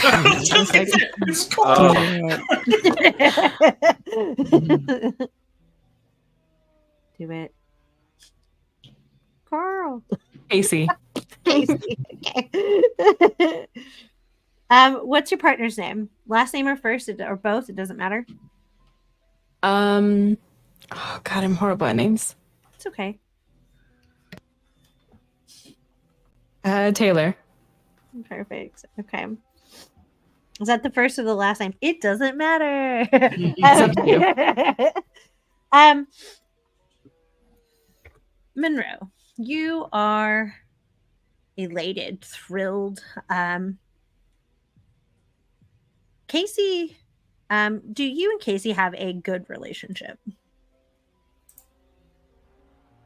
It's all right. It's not good, but I feel It's like okay. Do you know why? Yeah. Because none of that matters. It's the end of the Yeah. world. all right. Casey gives you a hug. It's a little surprising for you, but the relief that you feel is mirrored in Casey. It's there's not much else actually. And Taylor definitely responds and is like, I thought you were gone. I cannot fucking believe that your ass is standing here. And Taylor kind of steps out fully into the area with you guys as well now, and the door closes behind them. And it doesn't slam shut, it's just a little click, and you notice and you hear nothing. It's silent again.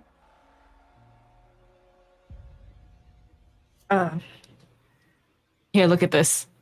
You're better at this. Let me talk to Casey. And he just like takes the stuff from Micah and like gives it to Taylor, and then like looks at Taylor and just says like, yeah, I did not plan on coming back, but I'm glad I did. I didn't know you had Casey with you. I mean, well, And he looks would at Casey you? and just like says like, where's your mom?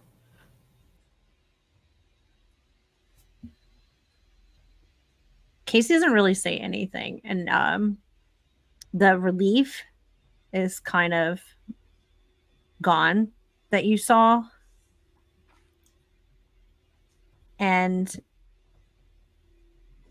it's as if he wants so badly to tell Monroe everything,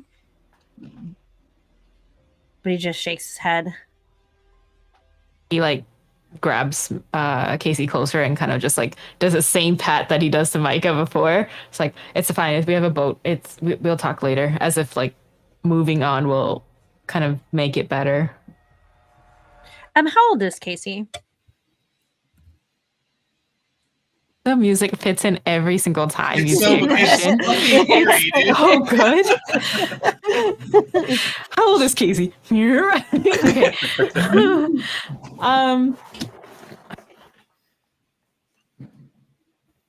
Get some dice. Yeah. 9. Okay, good.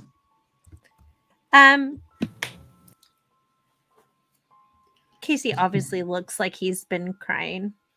And is just he keeps leaning into you, and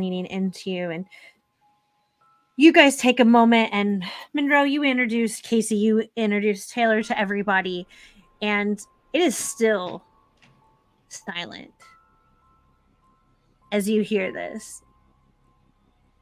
Them talking to you. And during this time, all of you, for a moment, feel normal. You feel like, oh shit, we just ran out into so-and-so on the side of the street. It's really not been that long since this all began. And for a moment, you all forget what's going on.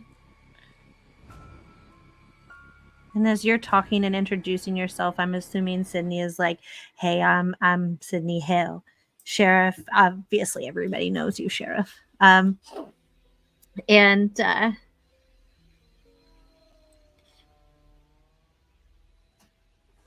the edge of this building, as you're talking to them, Monroe, Micah, you're introducing yourself. You both are engaged in conversation. However, Sid, you notice these 3 fingers wrap around the edge of the building. And it's not just 3, it's literally lining the entire building. Like hand after hand after hand after hand is going up the side of this building. I would immediately force the flashlight over there. Put light on where I'm looking. As you do that, The hands kind of wisp away as if they were fog. But you, Sheriff, you're familiar with this feeling. All of you, Casey, Taylor, Micah, Sid, and Monroe, and even you, Buck, feel this wetness seep into your shoes. And as you feel that first touch of cold, you hear that mournful wail.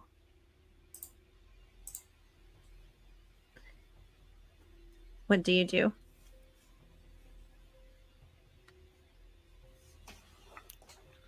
Look down. What the fuck? You feel it seeping into your bones, all of you.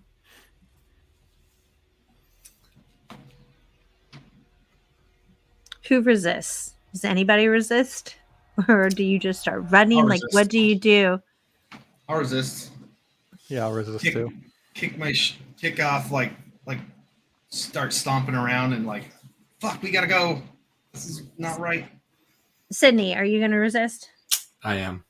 Okay. Monroe, are you going to resist? Can he with his nose? Totally. Yeah, he's gonna try. Okay. So,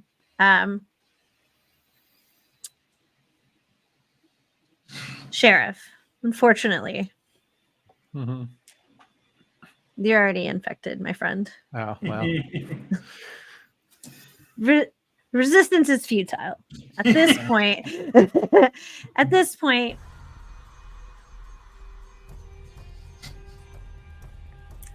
your feet start to kind of feel heavy, like cement. That flashlight you had, I'm assuming Sydney gave it back to you. Sid? No, he still had it because he was shining Okay. the light on the thing. That's Yeah. right. Okay.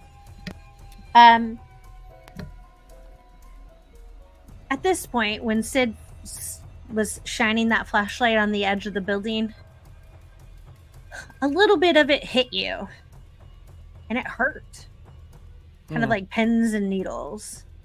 Because now this warmth feeling that you have has reached a majority of your body.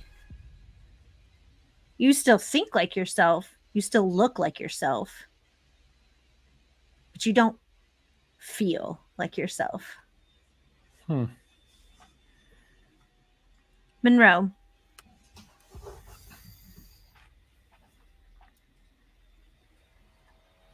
You see Casey and Taylor.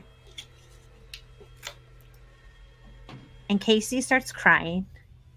Taylor starts to panic. What is this? We've not seen this. What's happening? What is that sound? And all of a sudden, you hear the chittering again.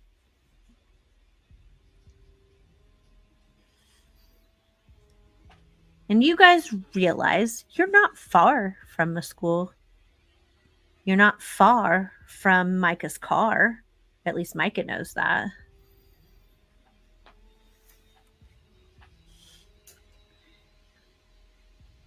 What do you do, Monroe?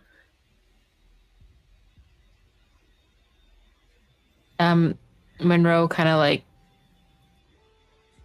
pulls Taylor's collar and just like kind of forcefully tries to get him to common sense. Like, you've got this kid with you. You can't like fold like this. You pull. And you start to, as you go to pull, probably a couple more times because you're like, knock it off. You can do this. Get it together, man. You look. And Taylor doesn't really look like himself.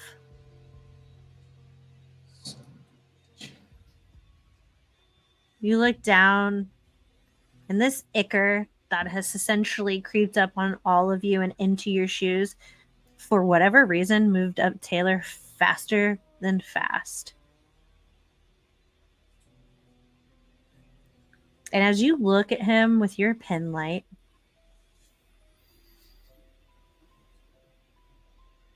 those eyes are no longer Taylor.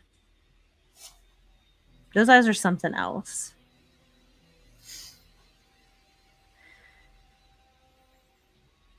And you hear the tink of a bell, and it's coming from Taylor.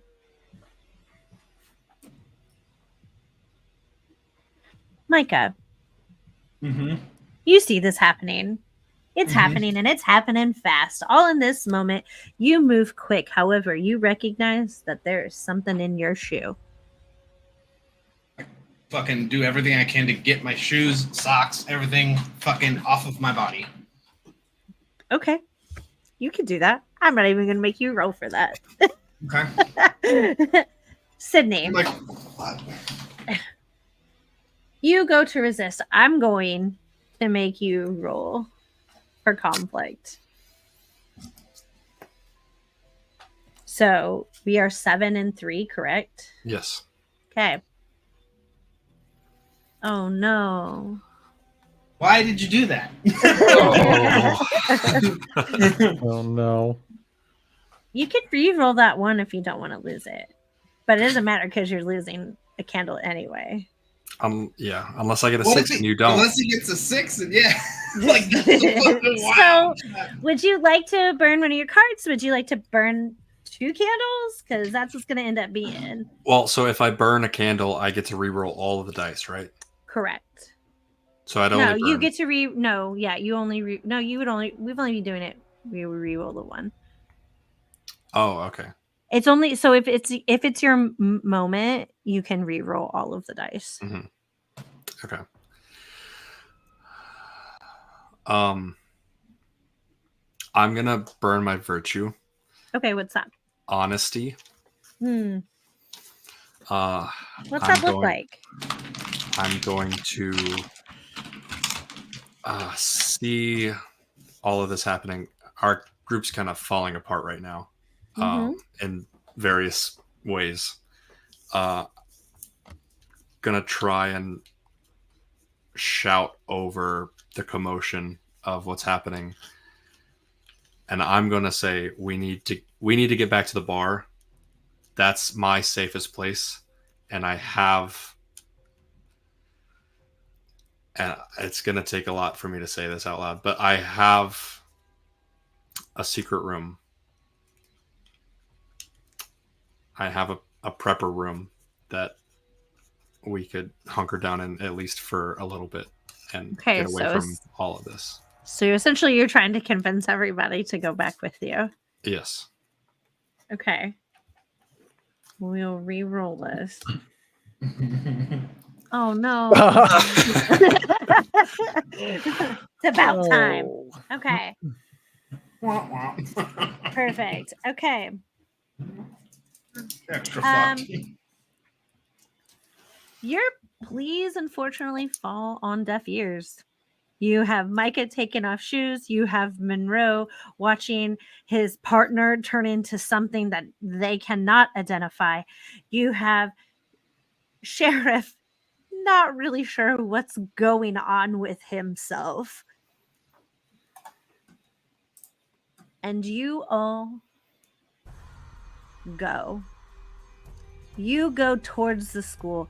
You hear Sydney screaming at you, but you have it in your mind. You recall Micah and Sheriff, specifically Sheriff Buck Ramsey, saying, we have to go to the school. There could be someone there. Monroe, you recognize Taylor as a lost cause. And you're pulling Casey with you. So because of that fail, we're going to do truths. And you guys burn a candle. Let's go. I'm about to be burning through these real fast. Okay. All right. Oh, so good. These things are true. The world is dark. Sid, what is your truth? My truth is Micah's car does not run. Good. Sheriff, I'm gonna have you go second because you're having the most inner turmoil. Oh man. Oh yeah. My truth is that something is up with Casey. Love. All right. Micah, what's your truth? That on the way to the school, we pass my car. And although it does not run, there's a change of socks. Excellent. Excellent. Bringing it full circle. All right. Monroe, what is your truth?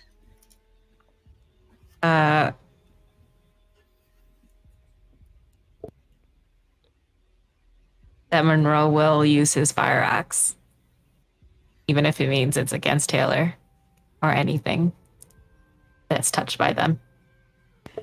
By them. Mm-hmm. My truth is you get to the car, you get the socks. All these things are true.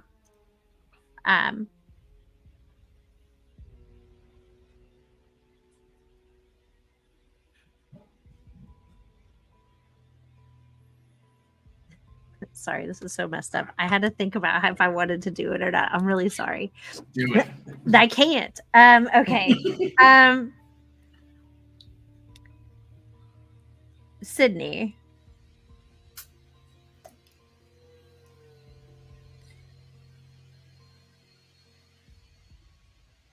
Once you get to the car,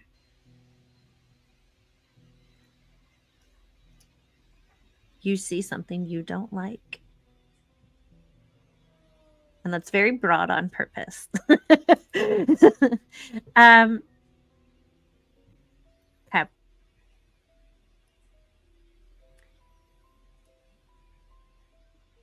Monroe,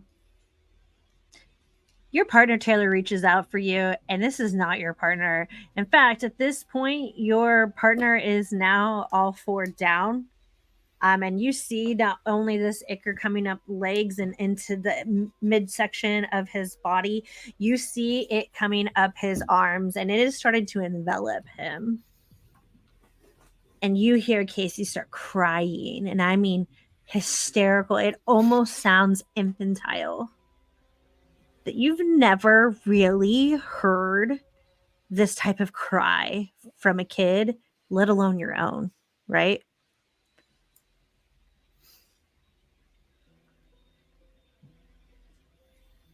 And as you do that, you see your partner turn into something that you do not like. You've never seen this before. And for once, the moment you see it, it's almost as if you recognize it, but you only recognize it because it's what had touched you before. It's the exact same type of skin starting to form. It is the same type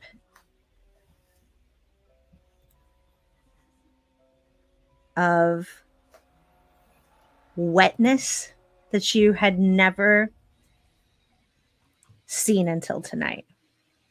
What do you do?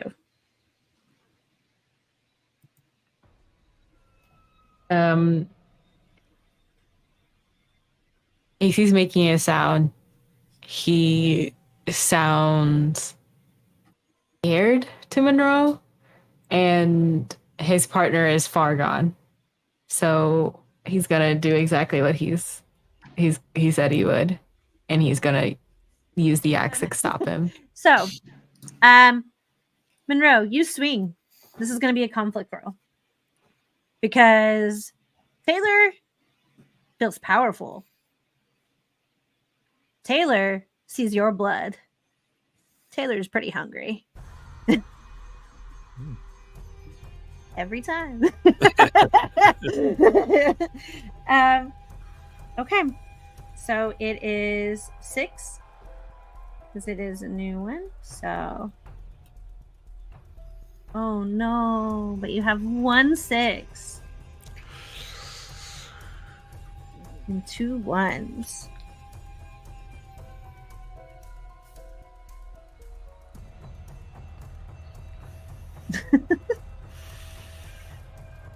What would you like to do? Would you like to burn a candle? Would you like to do that? It's fine. Can other people burn their shit to help or no? Mm-mm. This is for narrative control. So he's resisting, which is what I'm rolling as. So what that looks like. Who's resisting again? So Taylor's Taylor's going to try and fight back at the axe swing. And you do use your axe. You use it to hit Taylor. What was said was that you would use it, not that you would be successful. Getting the lawyers out here. Yeah. Some fey trickery going on. You can run this card. What is that? What's that? Was that your moment? Yes. His moment? No. No. What's your next card? Is it? So what is it? Your virtue? Yeah. Oh, perfect. How does this fit? What's your virtue? Disciplined. Good. Perfect. Okay. Right in the face. Okay. You lean into your discipline. You've trained. You know what you're doing. We're going to reroll those 2 1s. Oh, no. come on. Are you Jeez. fucking kidding me? All right. Good. Good. Oh man. That's crazy. All right. So you swing. You do. Yep. You tear that right up. You swing. You hit. But it does not stop what's about to happen. And as what was formerly known as Taylor reaches out to bite you, to grab you.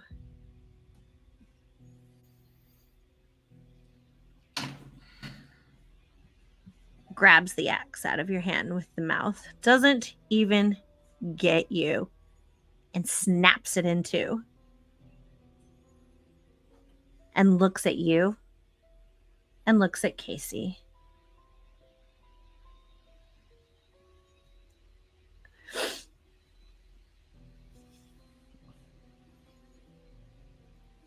Oh, man. Okay. So I still have to roll. So you still miss because you didn't have any successes, correct? Or was it one? We had one. Yeah, That's one what I success. thought. Okay. Okay. That's what I thought. Yeah. I was like, I had it written down and I was like, okay, yeah, that's right. All right. So then I'm rolling 4 dice and I have to.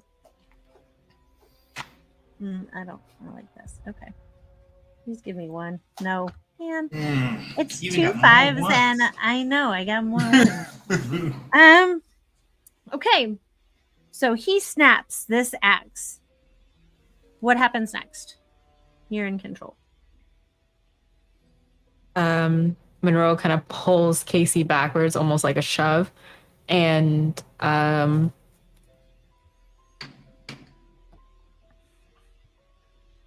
going to yell to the group to like pretty much. I'm trying to think of something cool, but I can't. Frightened. Just what the hell do you want with him? As if they're talking to whatever's taking control, and tries to look for something else to kind of stop him. Perfect. As you're looking, this is all happening so quickly. You hear the mournful wail And Taylor kind of tilts and steps back into the shadow, wherever what formerly known as Taylor could find. Mhm. And as you go to shine the light, it's as if it was like fog or wispy, like Taylor's not there, or what is Taylor now is not there. And you don't even need to find anything, right? What do you do, Monroe? What do you do? Micah's taking off boots and socks. Sheriff is vibing. Mhm. I want to know, like, so you have Casey. Taylor is gone. Sydney not feeling so great. Sheriff not Would feeling. Monroe actually do? Yeah, They would pick up Casey and run. perfect. Okay, you're running. Micah, you have no boots. However, Sheriff, how you feeling? I'm feeling a little dazed, kind of looking around, not sure what's going on. What do you want to do here? He's gonna kind of try to collect his thoughts, look around, see Monroe running, and just ask the other two, "Why is Monroe running?" Huh? What? No. I'm picking Micah up off of the ground, and I'm not leaving Monroe to run into the darkness by himself. So I'm telling the other two to follow me, and I'm running after him. All All right. right. Yep. Buck's gonna follow. Perfect. You guys make it. You're running. It's a couple blocks. Micah, you and your weird barefoot self. What? Have made it. Couple blocks. In fact, you get to these blocks and you see it. What kind of car do we see? It's a piece of shit. 1987 Buick LeSabre in not this condition. Ava. All right. It's seen better days. Perfect. Okay, you see this. You see your car. Oh, Micah, does anybody in this group know you well enough to recognize your car as well? it's the weird car parked outside the record store all the time. So I know the sheriff probably has picked. Yeah. Seen my car a few times. Yeah. Left a couple tickets on it. I don't always park in the lines, and so on and so forth. Perfect. Yeah, You see your- I'd say most people. Great. You find your car. Like, I have shoes in there. Fuck. Monroe, you're still running. You are dragging Casey, for lack of a better term. You're dragging this 9-year-old. You are running. You're running towards the school.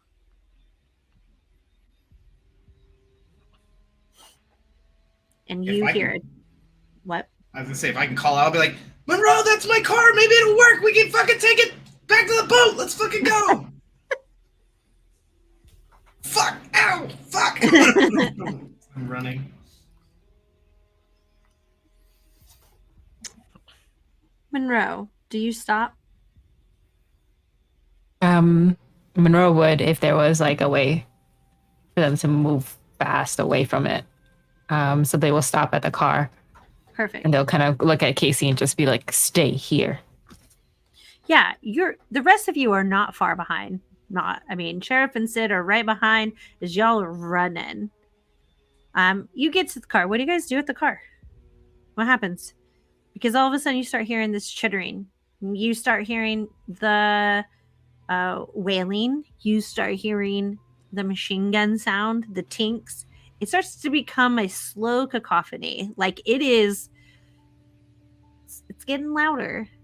It's getting louder very slowly, and you can't tell necessarily if they're closer, how many. What do you guys do? Let's get to this car. Yeah, I'll try to see if I can start my car. I'll grab the gym shoes off the front of the passenger seat and be like, mind the mess. You know, just try to start this thing.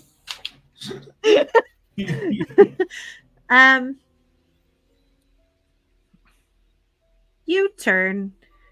The engine, it wants to start, and then it just kind of like doesn't get there all the way. Fuck! Not now! Come on! I'm beating the shit out of it. Just nothing.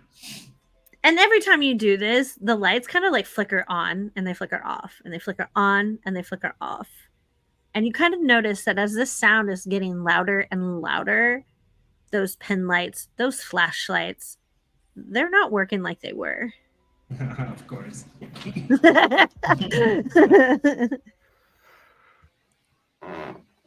All right, so we get to the car. It's not gonna start. It's not gonna Thanks, start. by the way, Finn. Fuck you. Yeah. I love you, but fuck you. Additionally, Micah's just gonna be like, fuck. We can take it by foot. We gotta go. And I'll look at Monroe and be like, sorry, I thought it was a shot. You notice that while this cacophony at one point was so loud it felt like thousands of cicadas outside. Everyone knows this sound. It is so loud, so deafening, and it just stops. Okay, that's not good. Your car lights are not on. Your flashlights are starting to flicker.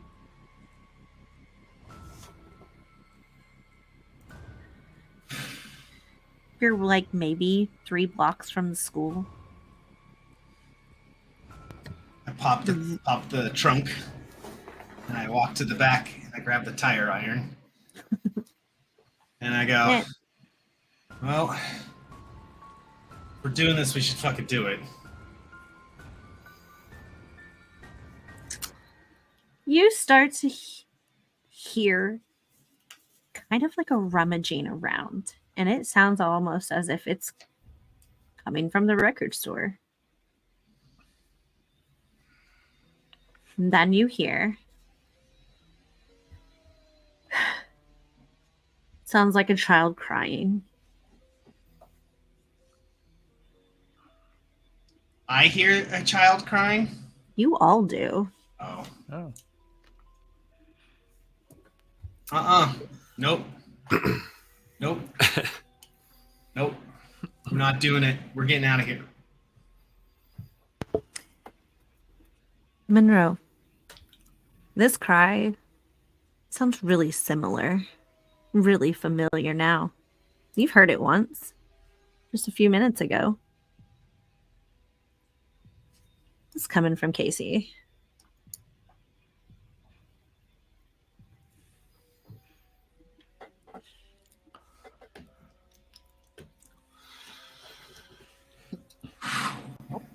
What does he look like?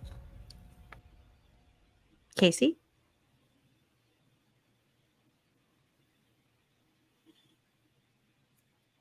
But now you're hearing 2 children crying. All of you are hearing 2 now. And Casey is just kind of standing there. Then you hear bones break. Ah!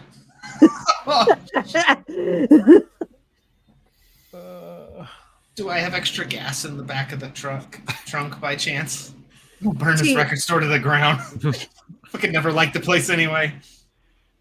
The bones crunching are coming from Casey. Oh, that's worse. Oh.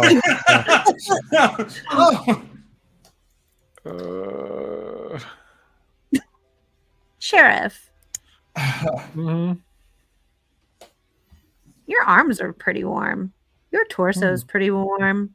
Your legs are very warm. And hear a crunch. Oh no. That's your left leg. Oh. Doesn't feel right.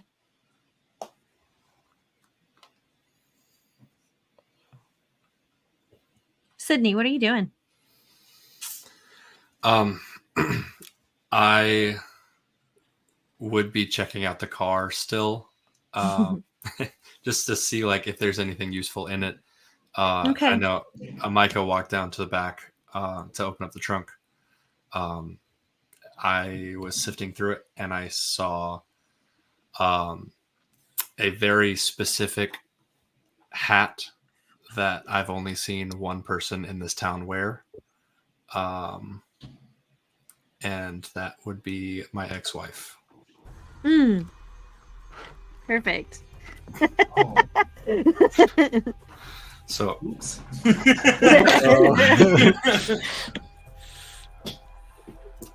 so yeah, just some hat that might be my Tell me, ex-wife's. yeah, tell me a little bit about your ex-wife. It doesn't have to be a lot. Yeah. Her name is Wendy. She married. We married young. I joined the military. I did a tour in Desert Storm and came home, and she begged me to stay, but I didn't listen. I went back, and when I came home, she was not there. Got it. Okay. Did you ever see her again? Just in divorce court. Did she stay in town? Did she leave? She left a couple years ago. So your feet are feeling rather cold. And as you find this hat, you start to feel a little warm. Your body is starting to heat up and it's moving quickly now. And you start to hear the chittering, you and Sheriff both. Everyone hears the chittering. However, Sheriff and Sid, it starts to sound like someone's talking to you. Sheriff, tell me a little bit about your life as sheriff. Were you married? Yeah, he was married, but it's just he's kind of a head in the clouds kind of guy. So he never really paid too much attention to his marriage, and it just kind of You have kids? fell out of love. Yeah, but they kind of all left. Same thing. So he's Gotcha. just kind of been alone, and since he's a bit of a stoic guy, he never really reached out, and Sure. he just kind of feel now that he's getting older, he's starting to feel a bit lonely, and he just kind of doesn't know how to reach out, kind of a deal. He's kind of waiting for them to come to him, but doesn't seem like that's happening. Monroe, what was your wife's name or husband's name or them's person's names? His girlfriend's name? Not married. Perfect. The thing is, I also chose Wendy. Really? Perfect. It's gonna be the same Wendy. Just Oh kidding. my god! That's why I was When like, you said hopefully Wendy, she I went, stayed. "Oh my god!" I hope it's not the same. Different Wendy. It's fine. You know what? Do you know what you both hear? You start hearing the word Wendy. And then next thing you know, you're hearing your names.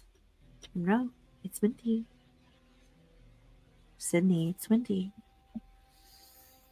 Sheriff, you hear your wife and your kids. They're calling out, Dad, honey, come on. Micah, you're hearing the chittering. You're hearing the crying. And it's not super loud, but it is unsettling because it is not relenting. The car's not working. I need you to roll a conflict roll to see if you also succumb to the cacophony that you're hearing, or if you are not. Unless you're not going to resist it. Do you, Oh no, I will resist. Just, okay. Are you sure? To the fucking bitter end. So you have 4. Is that correct? Do it. Okay. Fucking, 4 6s, baby. you know how I do. None of them. Mm. No successes. You can reroll that 1 if you want to use a card I will. or burn a candle, whatever you choose. I'm gonna burn my moment. Oh, okay. So in this moment, you get a hope die. I do believe that's how that works. If he passes. If you're successful, that's correct. Okay. See, I said this Okay. before the game started, and I still couldn't remember. So I read my moment. Yeah. What is your moment? Tell us what your moment is. This It is says, oh god. no, as I say, this is for players. This is their moment of hope, essentially. This That is worked out better. what's your moment? I will find hope when I resign myself to letting go of it all, knowing I won't make it out, and that it means nothing if I die in here anyway. Hell, I might do something good for once, so let's fucking do it. All right. Isn't it all right? So we will re-roll all 4 of those for your moment. Let's go. Fuck.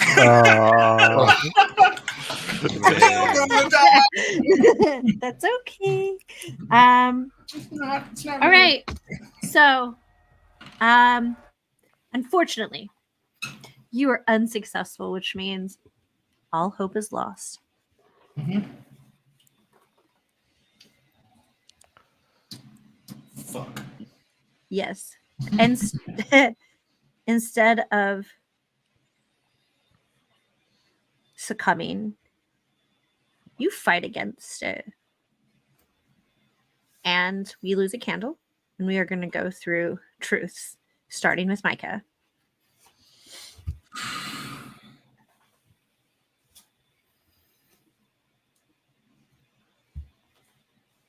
The truth is, Micah blames the sheriff. He won't make it out of the next scene. Oh no. All right, Sheriff. You son of a bitch, you did this to me. Oh, I think the group, if the group tries to leave this area, they're gonna get disoriented and not know where they are. I love it. Let's make it weird. Oh, we're there. Okay. Sydney, what's your truth?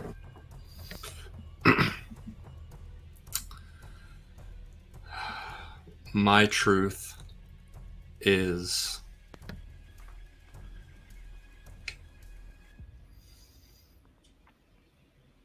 there's a loaded gun in the glove box of Micah's car. What? That's crazy. Mike didn't even know it was there. Just kidding. All right. Monroe, what's your truth?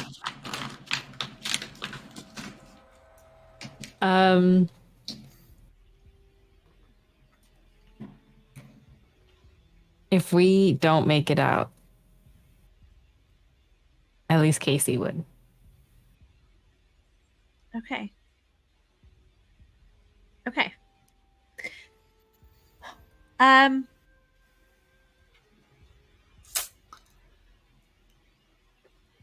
we are alive.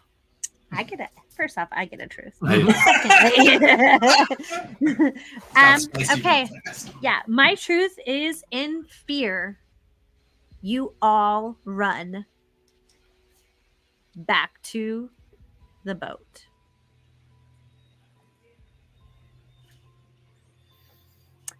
And and they are alive. There we go. You are alive.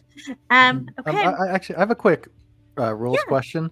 for So sure. do past truths still affect this? So like the earlier one of the truths was that we'll never get to the elementary school. Is that still true, or is that yeah. overwritten? Okay. Nope. Okay. Nope. It's still true.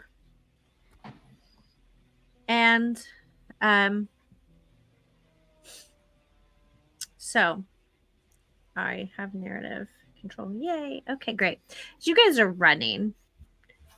Again, like I said, Casey's bones have started to crack. Sheriff, your leg has cracked. I mean, it is not the kind of pain that you thought it would be. You're not yelping out. You're not screaming in agony. It's just kind of happening.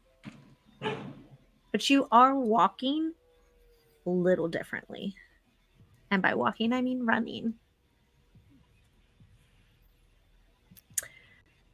Do you all run together? Or do you all run in separate directions?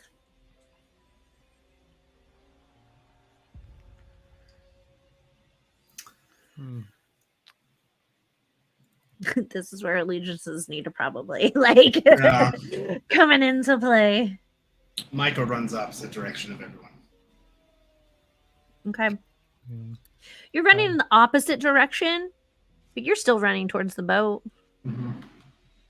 I'm zigging. That's good. I'm zigging. It's good because as you're going, even though those flashlights are flickering for everybody, the two, because you had two, right? And the pen light and a lighter. That's right.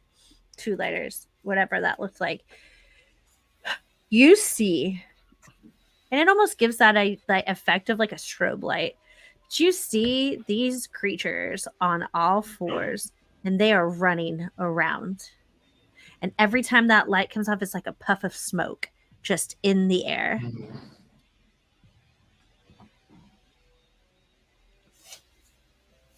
And now all you're hearing as you guys are going is this incessant alarm sound. And it is loud. And I mean decibels in which you have never heard.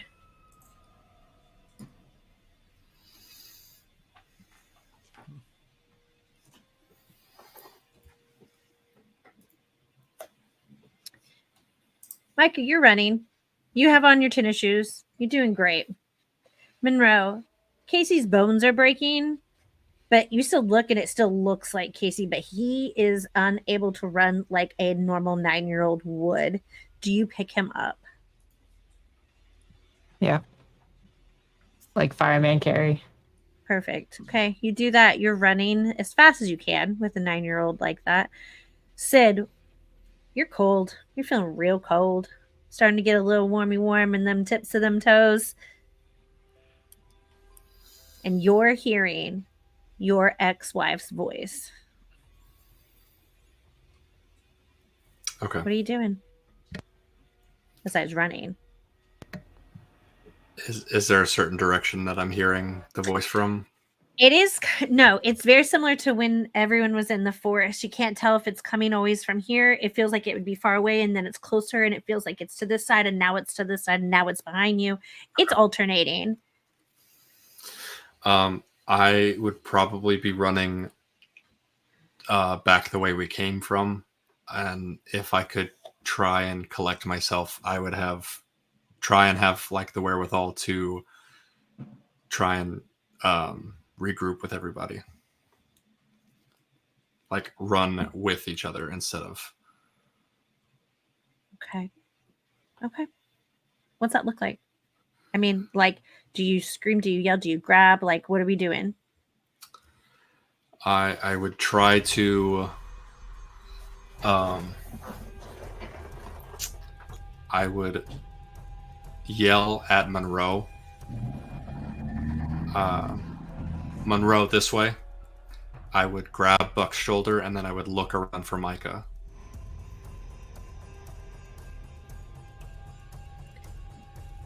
Buck. Mm-hmm. Your other leg kind of cracks, and it's loud. This time, anyone who's near you can hear it. They don't just hear it. They see you kind of stumble a bit more. It doesn't hurt you like it should. It does not feel like what you would think a broken bone would feel like.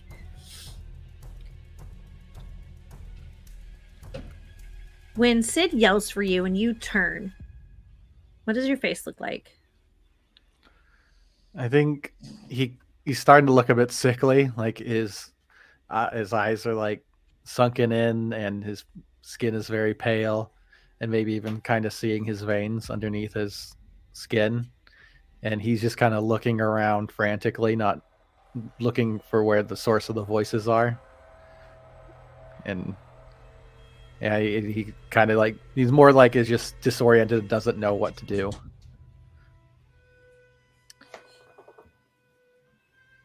Are you going to run with Sid, or are you standing still? Are you going to keep trying to move even though how you feel feels very foreign?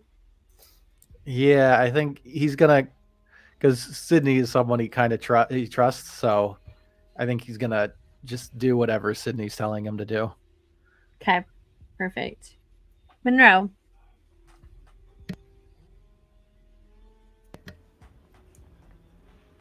Casey's starting to feel a little heavier and a little cooler to the touch. And he looks and is like, Monroe, I don't feel so good. I feel weird. And it hurts to run. It doesn't hurt like I thought it would. What do you mean? What? And he's gonna like take him off his shoulder and try to inspect him. Like a routine just checkup. Yeah. Legs don't look like normal human legs any longer. In fact, starting to look wet, cold, clammy. And you've seen this before. You just saw it. And your partner, Taylor. Casey is still very lucid, though. This is not moving quickly.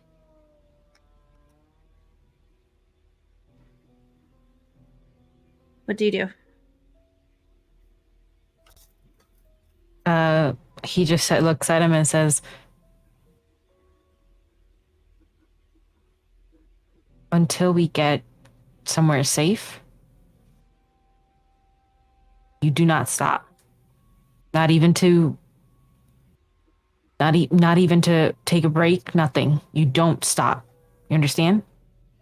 And Wait, you're scaring me. I don't feel good. Please don't leave me. no, I'm not. And then just like puts them on their back, like like payback. Just rest and like tucks his head into Monroe's neck. Good. The neck that's covered in blood. Fantastic.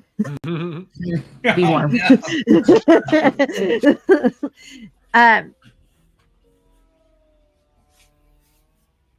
Casey says, okay, but you smell really good. I don't feel well.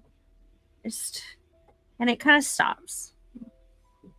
It kind of just lays his head down and rests like you told him.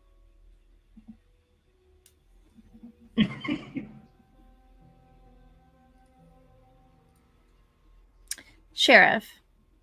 Mm-hmm. You're running with Sid, and Monroe is taken off with Casey. I'm assuming you're not too far behind. You and Sydney are close, or at least near one another. What does the run back to the river's edge? You know this town better than anyone. Do you just go straight there? Do you go to the bar first? Like, what do you do? How are you feeling? I'm gonna tell Sydney like something's wrong with my legs. Let's head to the bar to check them out. I think I'm injured. Yeah. And Monroe's ahead of us running. I'll scream up to Monroe. Stop. Monroe, stop at the bar. Monroe will stop. Okay. Micah, what you doing? Where'd you go? Run to the boat. Okay. Running all the way to the boat. All I right. don't know where the fuck I'm going. You just come back from the way that you went. You know it's in that general direction. Yeah, but What I you're always doing. drive in my shitty car with the lights on and not panicked out of my ass. So yeah, I'm doing my best. This is going to be a conflict roll because I want to see if you can find your direction. Okay. So it's 5 and 5. Yep. Oh, Let no. them ride, baby. Let's go. All right. Okay. 1 6. It's not bad. You don't lose any. Oh no. No. Oh. I win narrative control. So you're running, Micah. You just know a general direction. The panic has set in. You're not sure if it's the sounds, you're not sure if it's the smells that you're starting to all smell. You don't know. You know that you've got to get to the boat. And every time you stop to turn around, you know that's only going to slow you down. And it is pitch black. There's no sun. There's no electricity. There's nothing. And as you are running, you forgot. With a river, there comes creeks and tributaries. Oh, no. And things like that. And as you go, it's straight into a creek bed. That's not good. We're going to do truths because we lose a candle here. So we will start with Micah again.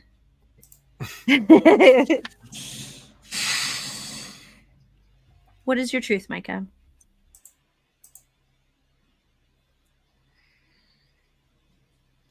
Truth is, Micah never learned how to swim. Good. Okay. Monroe, what's yours?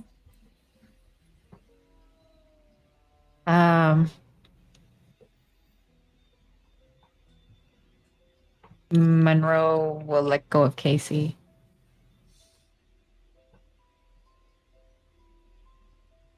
Yeah. Okay. Because they're too weak, I think. I don't know. I'm trying to think of something. Fine. It could just be you let go. It don't matter. Oh, okay. I thought the silence was add more. Nope, I was writing. Sorry. Sheriff, what is your truth, Buck Ramsey? In Sydney's prepper room, there's going to be a loaded shotgun in it. Okay. And Sid. My truth is we did not lock up the bar, and we will not be the only ones in there. Good. Damn. Oh, no. My truth is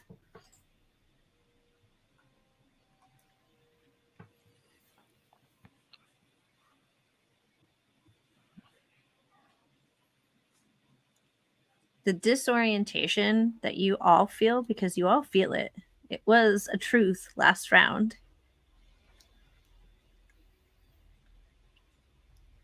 Separates Monroe from the pack, from the group.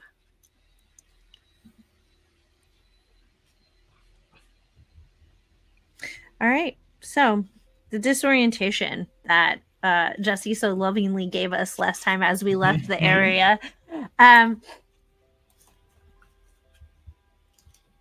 At first, it kind of just felt like a pull, like you just felt lightheaded. This is something you can push through, right? Like almost like you felt like a sugar rush, and you're dropping now, or you're just really tired, or in that way. And somehow, Sid and Sheriff, you're both able to kind of resist it.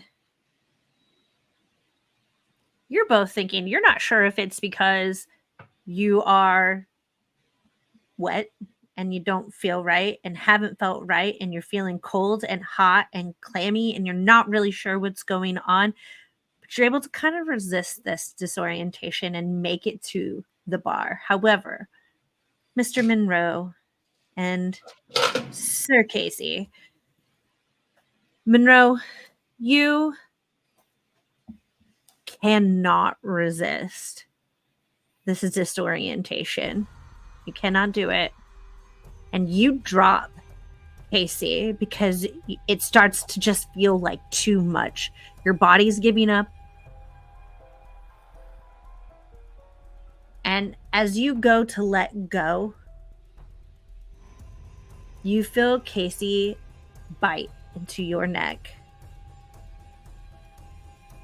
And that is when you just throw him off like a backpack after school. We are done with it.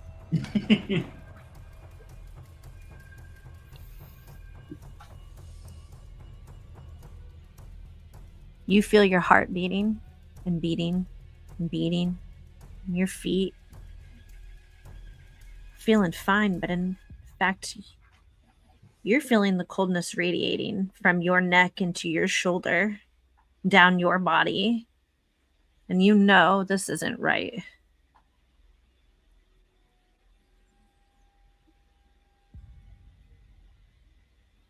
You know you're supposed to go to the bar, but you cannot seem to find it. And you go to look back and Casey's not really there. And this pain starts to creep in towards your chest.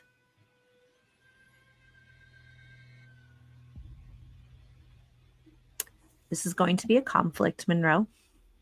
Would you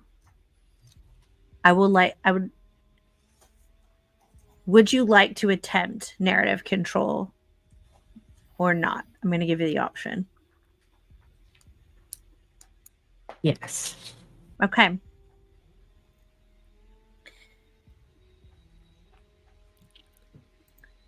We're going to do 4. Mhm. Okay. Oh, 1 success, yeah. no losses. That's good. And I have 6. Oh. Now, I will let you use I will let you use your card if you would like to re-roll, because I do believe at this point you're now to your moment. Okay. So you will get to re-roll all of your dice. Yes. I will find hope when I make it out alive and ride out to safety with everyone or not. Mhm. Everyone or not. Okay. What's that look like for you? So you're feeling cold. You're not feeling normal. You're disoriented. You've dropped your kid.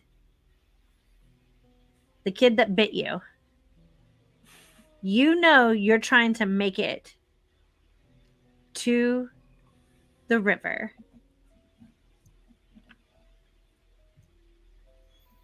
It looks like him trying to find whatever humanity is left and in him for a bit, just like he did with Taylor. Just Gotcha. that little moment, just given that thing. And like he'll just scream out, just Casey, Casey, Casey, over and over. And then a moment like but even though he's saying that and he's leaning forward, he actually takes like a step back.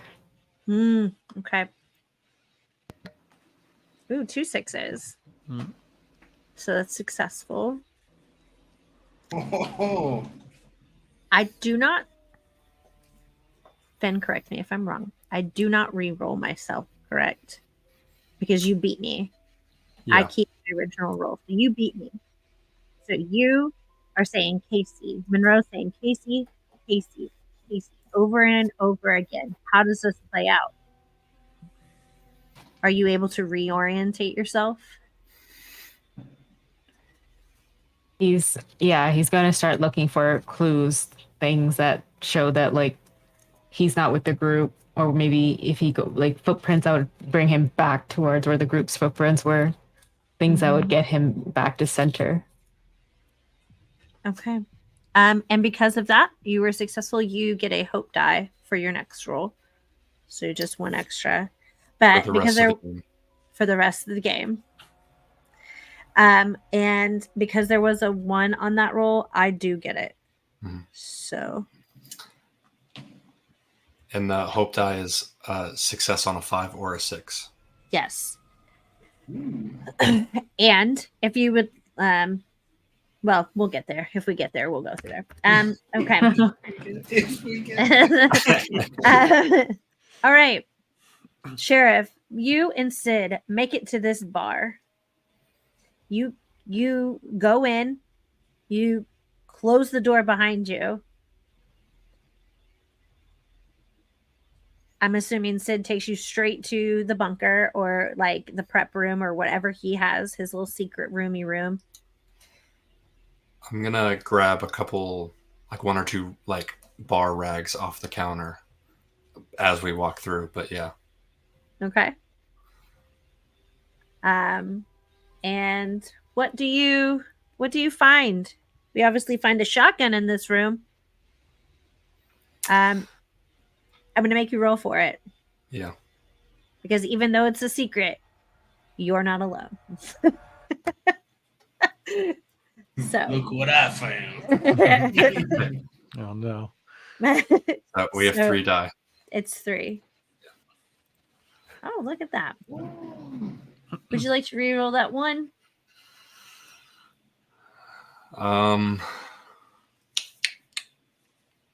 So I'm at my moment. And, You can do that, or you can just, darken a candle. Oh. Said something.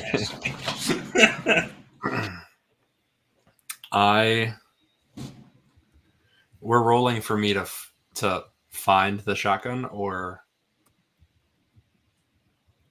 what? No, it's already there. Sheriff said that shit's in there, so you at least know there's a shotgun. I'll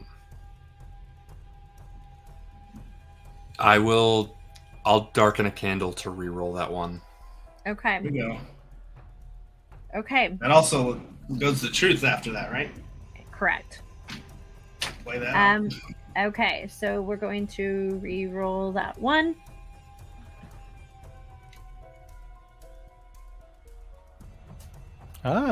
Let's go. My Alright. guy. Hell yeah. All right. So not only do you win narrative control, we darken a candle and we're going straight to truth, and it's going to happen with you starting first, Sydney. Sydney, what's your truth? My truth is the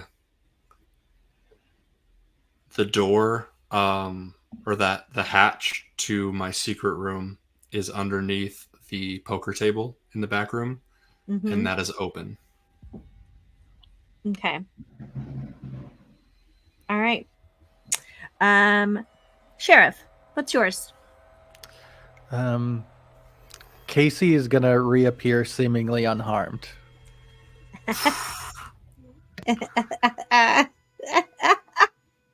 Okay.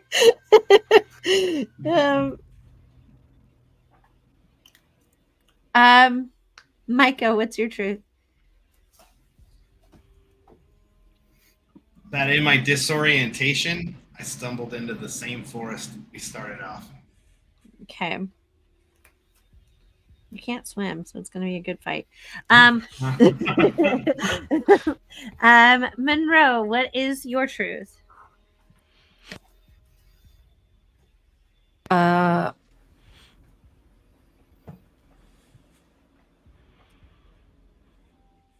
That Wendy's in the prepper room.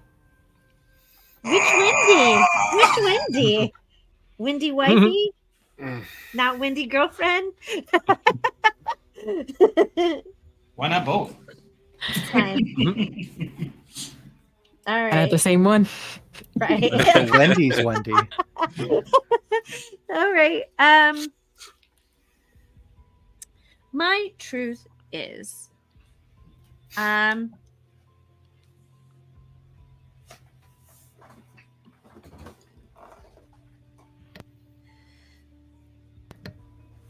truth is, while the hatch is open, Wendy is there.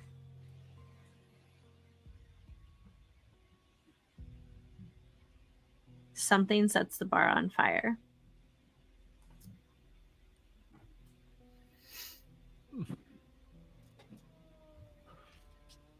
All right. And you are alive. For now. All right, we're done with 3 candles. Good, great, grand. So you have narrative control.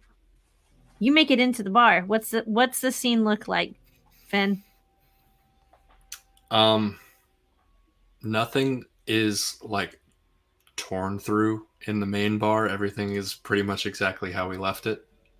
Okay. When we get into the back room, the poker table is moved and the hatch is open. And it's just pitch black down there. I still have the flashlight. Perfect. It's seemingly working right now, so. Of course. Do you go in? I'm gonna peer down and shine into it first, but if I don't see any movement or hear anything, then do you see any movement or hear anything? I don't think I do. Good. Okay. You make it down. You're climbing down. Sheriff, I'm assuming you're right behind him. Mm-hmm. Good. You climb in.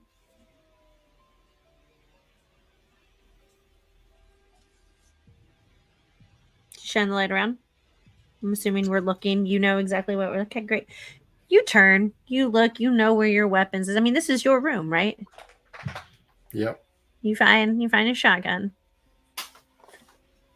You're shining this here. The shotgun's over here, and you move and you go over here, and you're grabbing a few other things that you can see. You have well, tell me, what do you have in there? Give me a couple of things. I would have the shotgun and 1 or 2 pistols on a rack. I would have water and food stacked up against one wall. And then I would have a go bag, just a backpack with med supplies. Do you have a cot there? Or yeah. Okay. Yeah. You're looking for all of these things, and unfortunately it kind of looks like some of it is just missing now. And you're trying to do a quick inventory. Sheriff, do you have a light source? I can't remember. I do not right now. Okay. So that means, Sydney, you're shining this light, and as you shine in the corner where you know there to be the cot and a place to sit, there sits Wendy.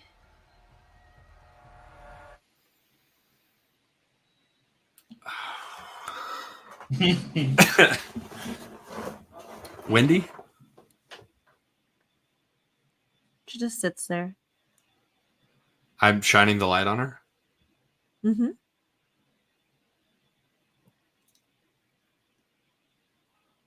I'm going to step towards her. As you do this, her head turns very quickly to look at you.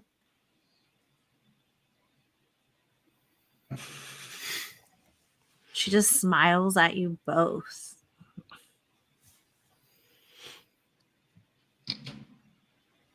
And she looks at you and she's like, and she goes to open her mouth and out comes the sound of the chittering.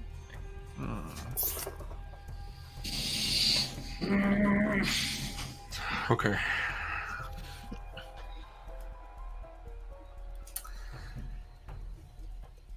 Yeah, I don't like it. She goes to run at you. And this light that you had in your hand is starting to blink and blink and blink and blink and blink until it is dead. There's no light. And you feel that coldness in your body get colder and colder, and it's moving quickly. Sheriff, you also feel this coldness. In fact, you now have 2 bum legs. You feel some arms doing some weird shit. You feel your skin kind of tighten. It's not feeling like your skin. Oh no.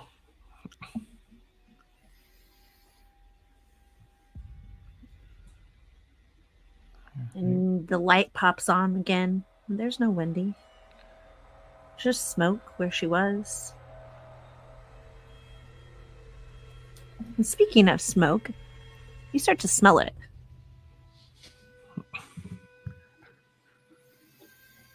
In the main part of the bar. You don't know where. You're in a hatch. Okay. You hear it. The crackle. You hear all of a sudden the glass window break. And you now hear that alarm sound again. And it's getting louder.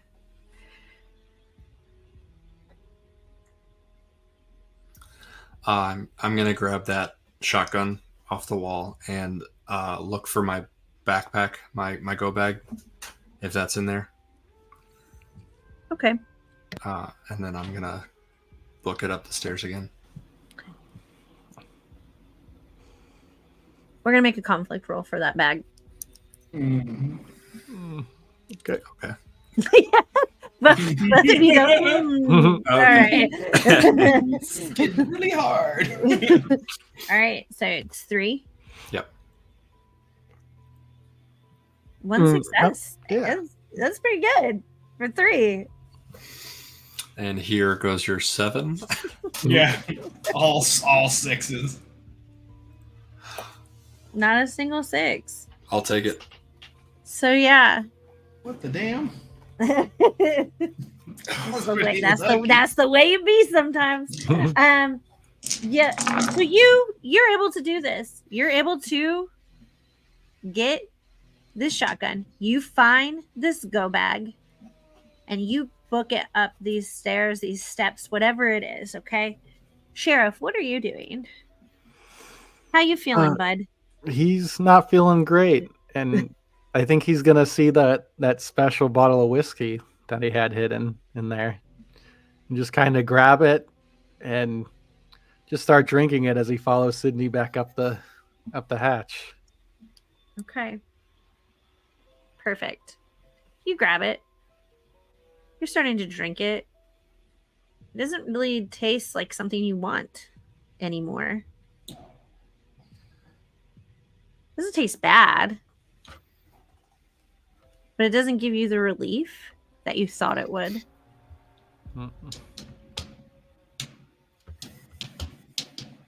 You're following up. You're going up. Micah, your ass in this creek bed. You have fallen. Okay, and I'm going to tell you, it's not something that's super deep, okay? But it's deep enough to be a pain in your ass for somebody who sucks at swimming. Super bad.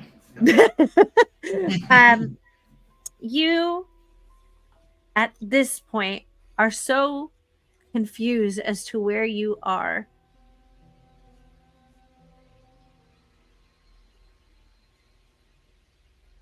Do you have a light? I can't remember. You have a flashlight, right? Okay. You are trying to keep this flashlight up above this water. You know that if it goes in the water, that you are SOL. As you do it, you manage to, when you're tired and you're trying to keep your head up and you're pushing with your legs down, you just happen to hit something that is kind of give you that boost, okay? That is going to put you to the other side of this creek bed, and you are climbing out. It is a climb, okay? And you get to the other side, and you pop out, and you don't hear anything, and you don't feel as disoriented, but you still don't feel right. And you look up, and across this clearing lies the forest or the wood area in which you got through to the armory. You see ahead of you the slight glow of the ferry boat's lantern. And you know if you can just make it across this field and through that little wooded forest area, that you're getting on that boat. Make it. I'm gonna do it. I'm gonna make it. And I start running. Fucking as careful as I can, just kind of like, okay. I'll flash it on the ground, flash it in the sky, I'll flash it behind me. Just kind of, because I've noted that like when the white light hits him, it turns him to like, it's poofs him away, right? So he's like, whoa, whoa, just running around, like trying to like keep the light going everywhere. Probably do his best. Similar. Yeah, I mean, as far as you know, yeah, all of them disappear in the light. So, Of course. But okay, you manage to make it to the edge. You get through this clearing. You're not sure how because it is like open season.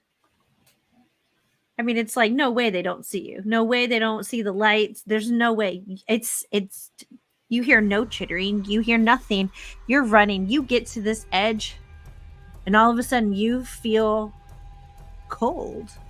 And not cold in the way that your friends have been feeling cold. You feel cold as in the temperature has dropped drastically. Specifically in this area, at the edge of this forest. But you know, if you can get through and get to the other side, you're getting on that boat. Do it. Okay. This is definitely going to be a conflict roll. Yes, it is. Oh, man. Oh, man. Ah, Hey, see? Small straight. 4, 5, 6.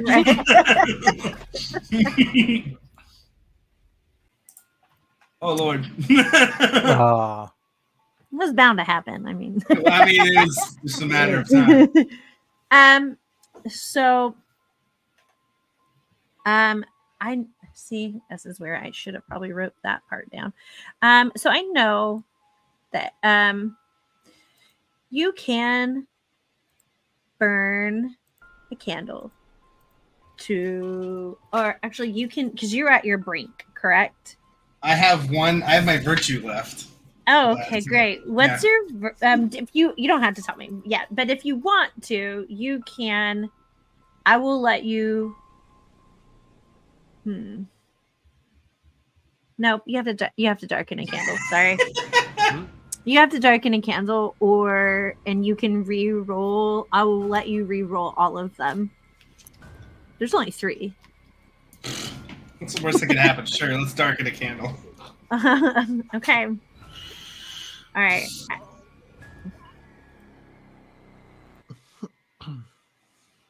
Oh. What's the worst that could happen? Yep.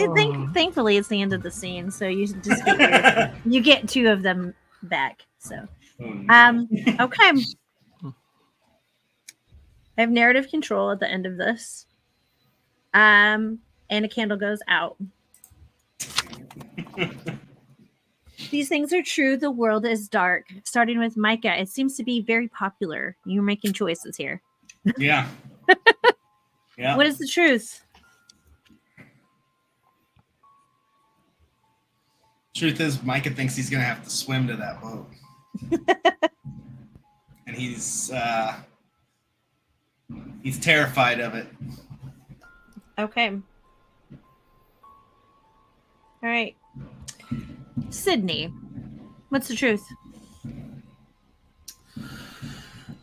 My truth is that there are 5 of them outside of the bar. Nice. Okay. Perfect. Sheriff, what's yours? This fire is quickly spreading. Okay. Monroe, what's yours?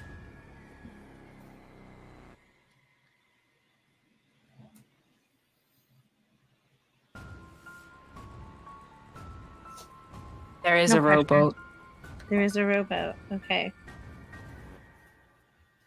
Rowboat at the water's edge. Good. Okay.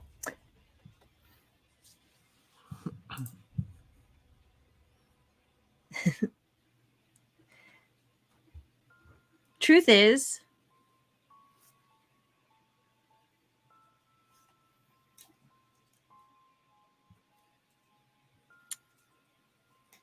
Sid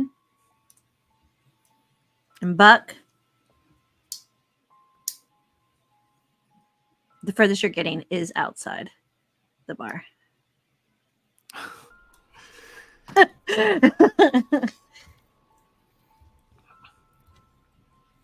Okay.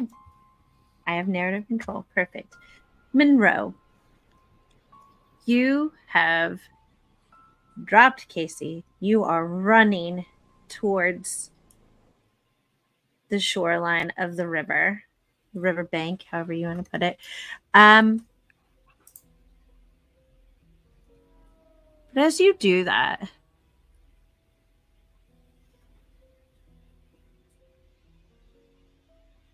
your pen light starts to flicker.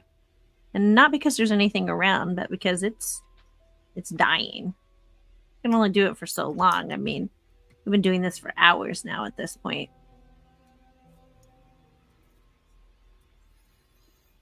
And you're tethering yourself by chanting or repeating your stepson's name. What do you do next? Where would you go from here? What would that look like for you?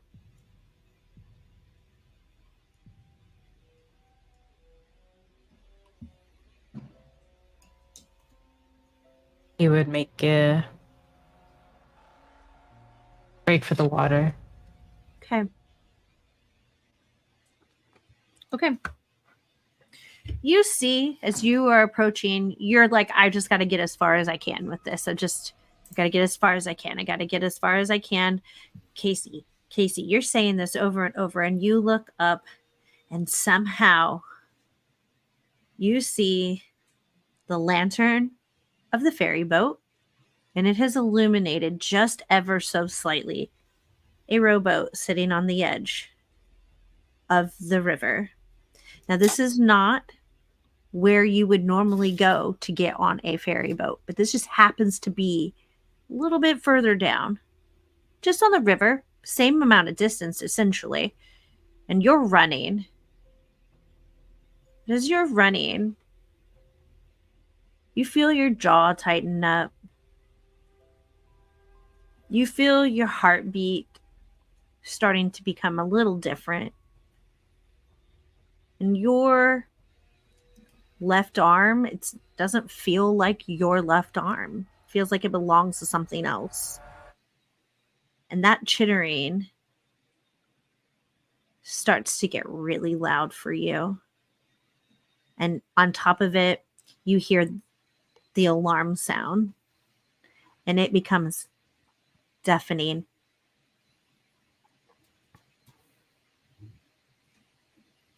And you make it to this rowboat.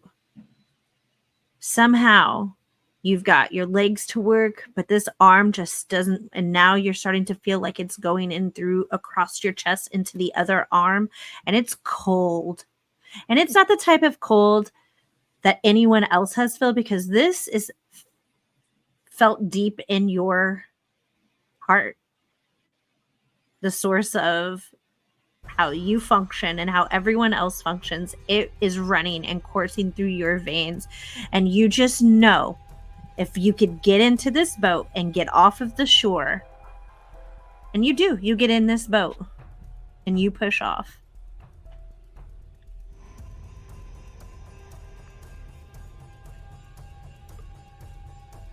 Have you hit your last card yet? Okay.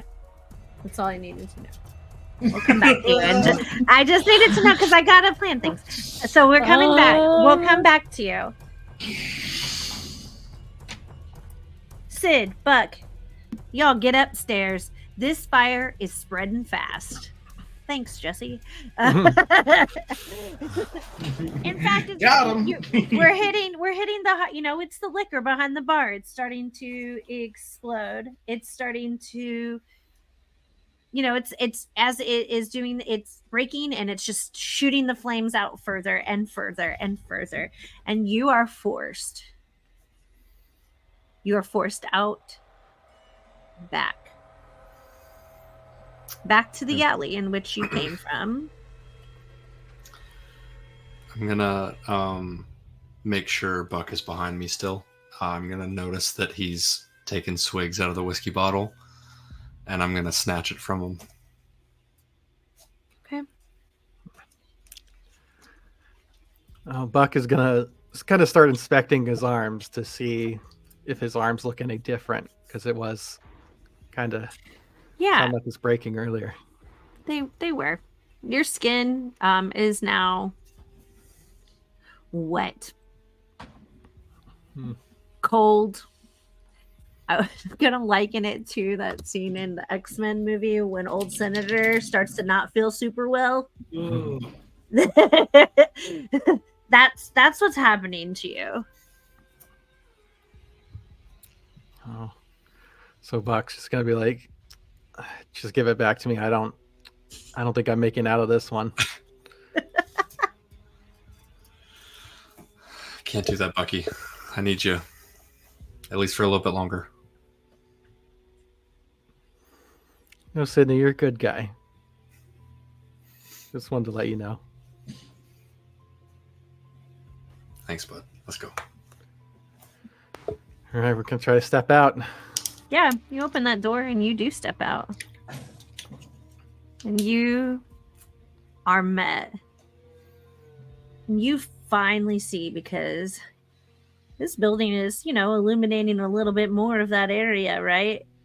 And you see just on the edge of where all of that light stops, there's 5 just lined, waiting. And here's the thing, the front of the building's on fire. That alley is still dark, and it's the only way out. I'm gonna hand Buck the shotgun. All right. And I'm gonna stuff a rag into the whiskey bottle. Okay. You guys gonna go down the alley? You're just gonna hang out, have a party? Party time.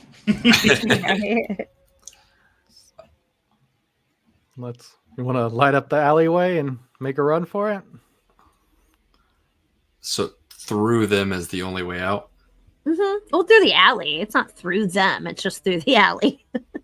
But they're on the edge of the shadow. There's 5 of them, so.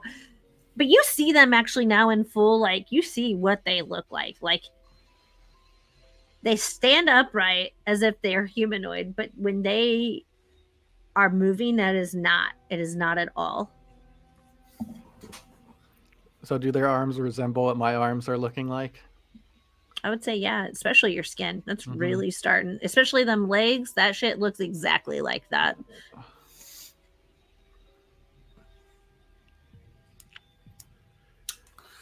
All right. Well,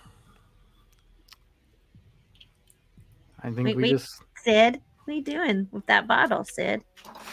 I'm gonna start walking forward a little bit, and if I see the shadows move at all, I'm lighting that thing. No, you don't see them necessarily move towards you, but they definitely move towards that alley. As soon as I see like anything other than what we saw when we first walked out, if there's any movement, if there's anything, if the floor is sticky again, It's getting burnt. yeah.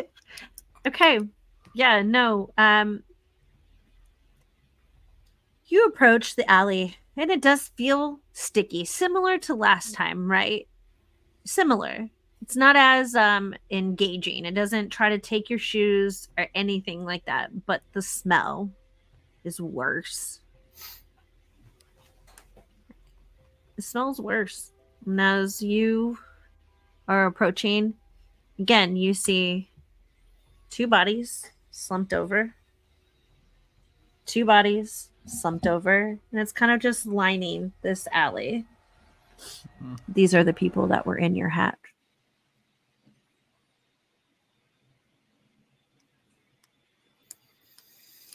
Okay, I'm gonna take my lighter out of the pocket, light the rag, and I'm gonna throw it as far as I can towards the shadows. I mean, this could be the last conflict roll of the night. Just so. Do it. Do it. Hey, Okay. go out like a champ. I know, right? Die with your boots on, man. Get out.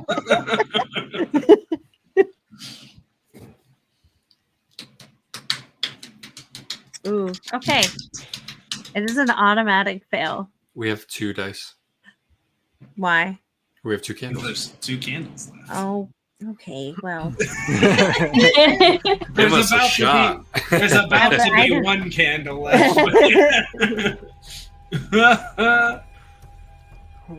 Come on. All right, there's definitely you dead F. hey. So, I'm at my moment. I would say, so here's the thing. I will let you re-roll both die for your moment. You will burn it. However, I would consider this, at this point, this is a dire roll. And I know that this means something. And right now I'm trying to find it in the thing and I cannot. And I'm almost positive that you get to re-roll something.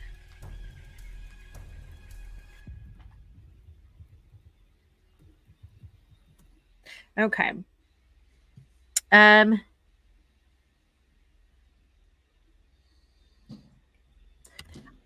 will let you re-roll because this is a dire roll. I will let you re-roll if you would like, without darkening a candle. I'm almost positive. No, because you're at your moment. It would mean all hope was lost. So we're gonna still I'll still let you roll it, but you don't get to use your moment. You just lose hope. No big deal. No big deal. So I'm not using my moment. I'm just re-rolling. You can. So you can go right ahead. So here's what's can happen is you can, because I cannot remember the rolls for die roll, but I know that it exists. And right now my brain has given up on finding it. What I will do is I will allow it, the Molotov cocktail, to be an automatic success at the expense of your moment. Or you can roll and take a chance with your moment to succeed and get your luck dice basically, or your hope dice, or you could fail and still lose your moment. Okay.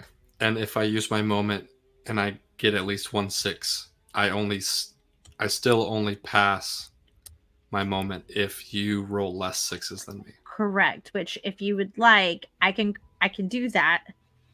No, you have to decide before. Yeah. I'm going to forfeit my moment. Okay, for an automatic success. Okay, I will allow this. Okay. What does losing hope look like for you? Sydney throws this cocktail as far as he can.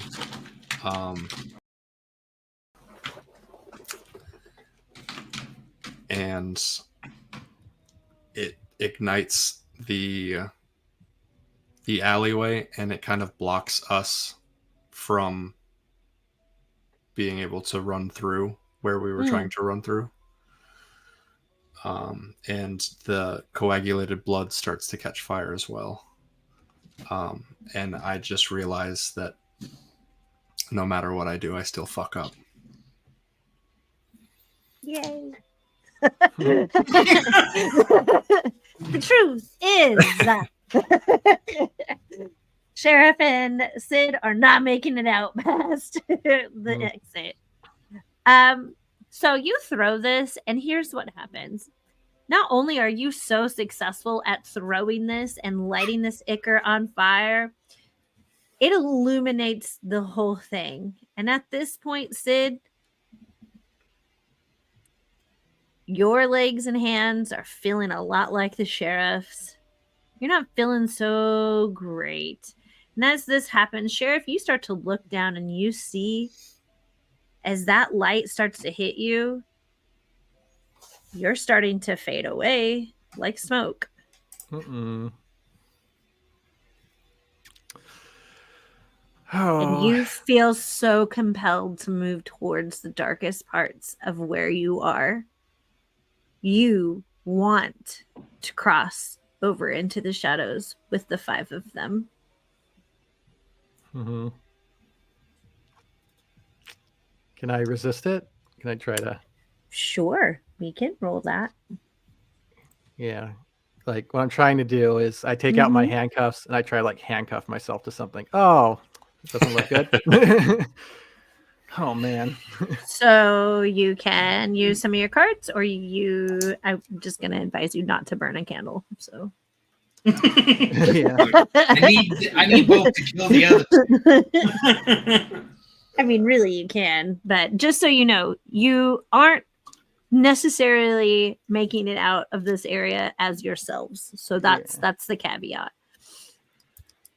Oh man. All right. Well. Yeah. So if I use my thing, it does burn a candle, correct? If I use Not my a card. vice.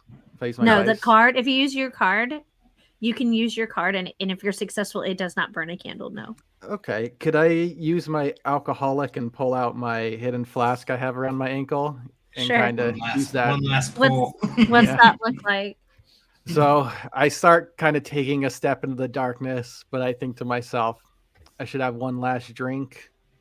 So I kind of sit down, pull out my flask, take a swig, and I also have my handcuffs. I handcuff myself to like the railing to that enters his that along the steps. Let's see if you're successful. All right. Never mind. I guess I'm not. So here's what happened. You take the swig. It just doesn't ground you like you'd hope it would have. Again, doesn't taste right. In fact, this isn't what you want at all. You step into the darkest parts of that shadow. Sid.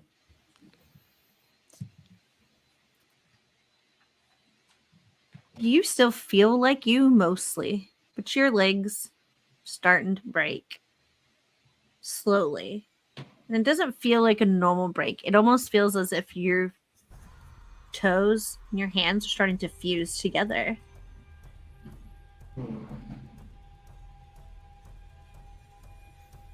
And you begin to hear the alarm sound even louder. You nailed it. That alleyway's on fire. You can't get out. You don't feel super great. And you went and you're looking for Sheriff and you cannot find him.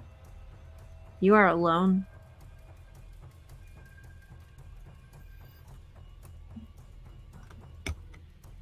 What would you like to do here?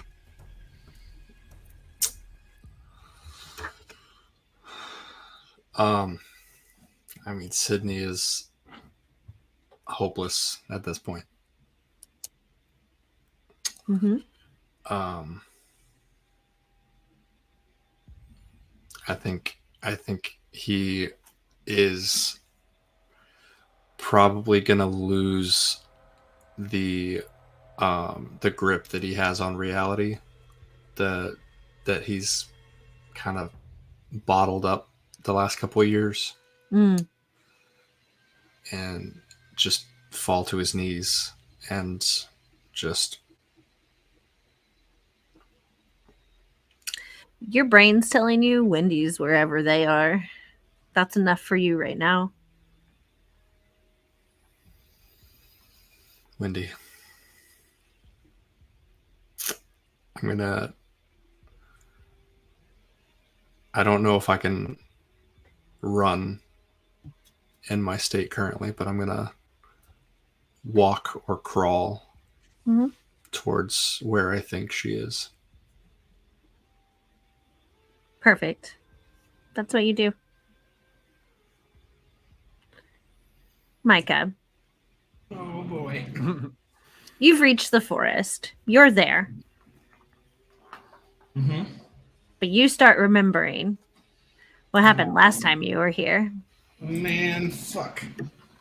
And it's silent now. Not a sound. All you hear is your heart beating. It's it.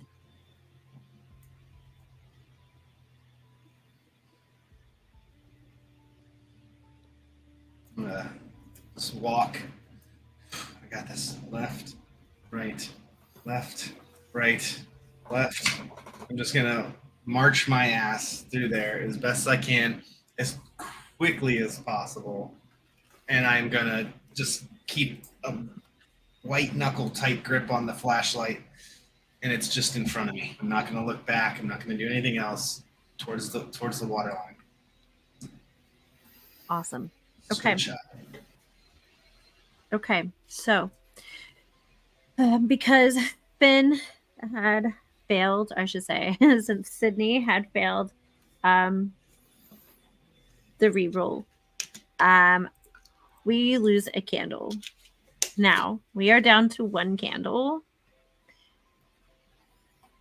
Oh, it's actually Buck. Oh, that's right. That's right.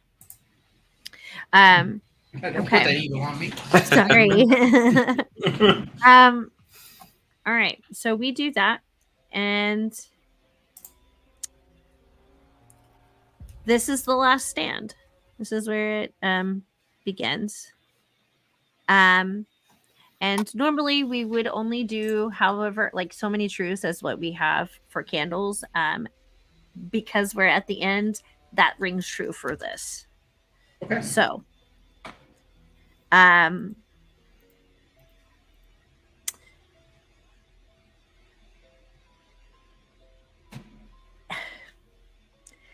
okay. How this will go is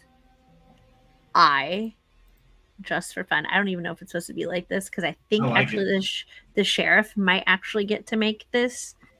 But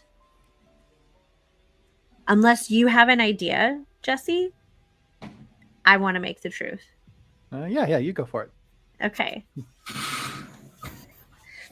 So these things are true. The world is dark.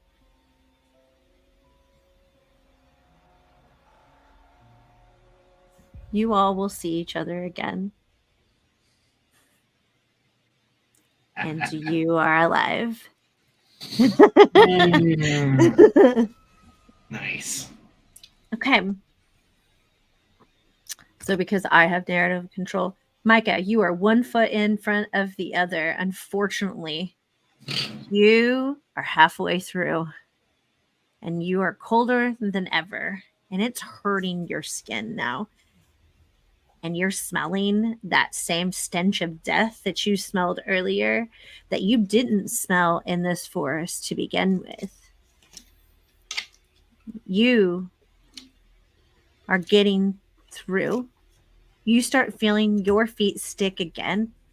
But this time this is very similar to a shitty bar floor. It is just constant. You're not really sure why it's happening the way that it is. And you get halfway through and it becomes too much. It's so thick. What's your light source? The flashlight that you kept out of the creek, correct? Yes. Okay. Your flashlight's working a majority of the way You just see as you move forward, puffs of smoke and tufts of like mist moving. But as you're getting, like I said, halfway through, it starts to get real heavy on your feet. It's starting to feel like quicksand almost, or, black tar. This is becoming something that's difficult to get through. Kick them shoes off. I'm barefoot the rest of the way if I have to. Okay. You kick your shoes off. You walk. I got myself You up. make it quite a bit further, honestly. Oh shit! All right. Hell yeah. You look and can see the edge. You see the ferry boat. You see the lantern. And as you look over, you see Monroe. Monroe, do you have any experience rowing a boat? Yeah, that's why he was disciplined. Good. Okay. You look over, Micah, and you see Monroe just rowing, but you can hear the splashes because it's silent. It's silent for both of you now. There's nothing, and I mean nothing, except for the only sounds that you are making. Your breathing, your heartbeat, the water.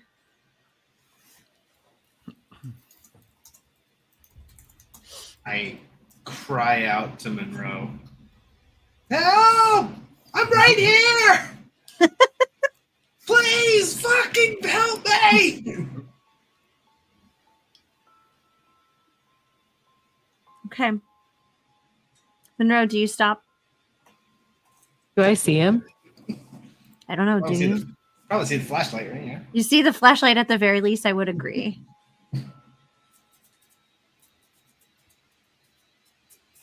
Oh.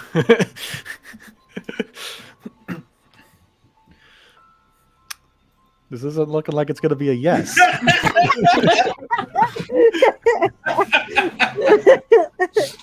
Dimples of Picard, oh no. What do you have left? Is it just your brink, Mozz? Yeah. Okay. Look, you can roll the die. Like, what we can do is, if you want narrative control or John wants narrative control, I will actually let you guys roll against each other just for fun because we are at the fucking end. So you each get one, and you can roll against one another. Sure. I'm No, okay with that. he wasn't. He was just what is it? Waiting to hear like if it was Casey, and he's gonna like stop rowing, and Like, dude, come on, please! Please help me! This shit's so heavy! Micah. Yeah! I probably can't hear you. Well, I don't know. Yeah, I'm assuming Monroe is also yelling. Like, Yeah. you guys can yell back and forth. It's Yeah. silent, so you know you'll hear it. Yeah, help me out of this fucking woods! There's probably tears. It's probably crying and like, oh my god, I want to die in the woods! You're still moving, Micah. You're just going at a slower pace. So slow.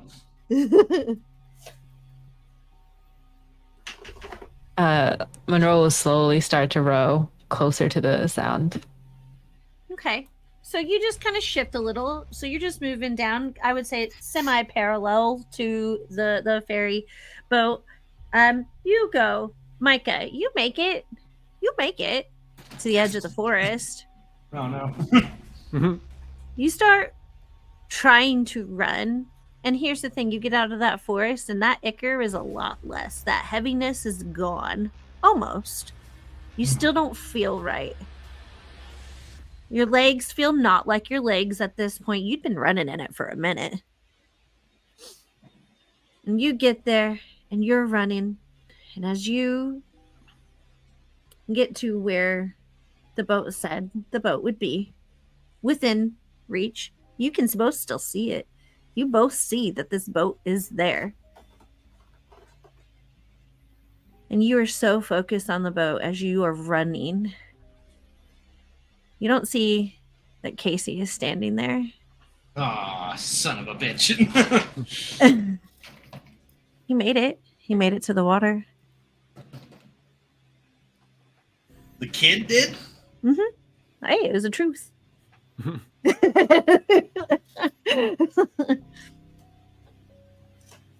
So the last thing I saw of the kid was He wasn't feeling Yeah. real good. he wasn't feeling too good, and we started hearing weird stuff, and people were freaking out. And he says, "Hello? Is anyone out there? Monroe? Someone?" I looked to Monroe. Voice. I'm like, what the fuck? Right now, it's Monroe on the boat and both of them at the shore. Yeah. What stands between you and Micah was Casey. He's right in between the two of you. He's standing there waiting. He was told to go to the boat, so he did. Is he different? I don't know. You're too far away. You can't tell. But you know who Is- can? Micah. Is he different?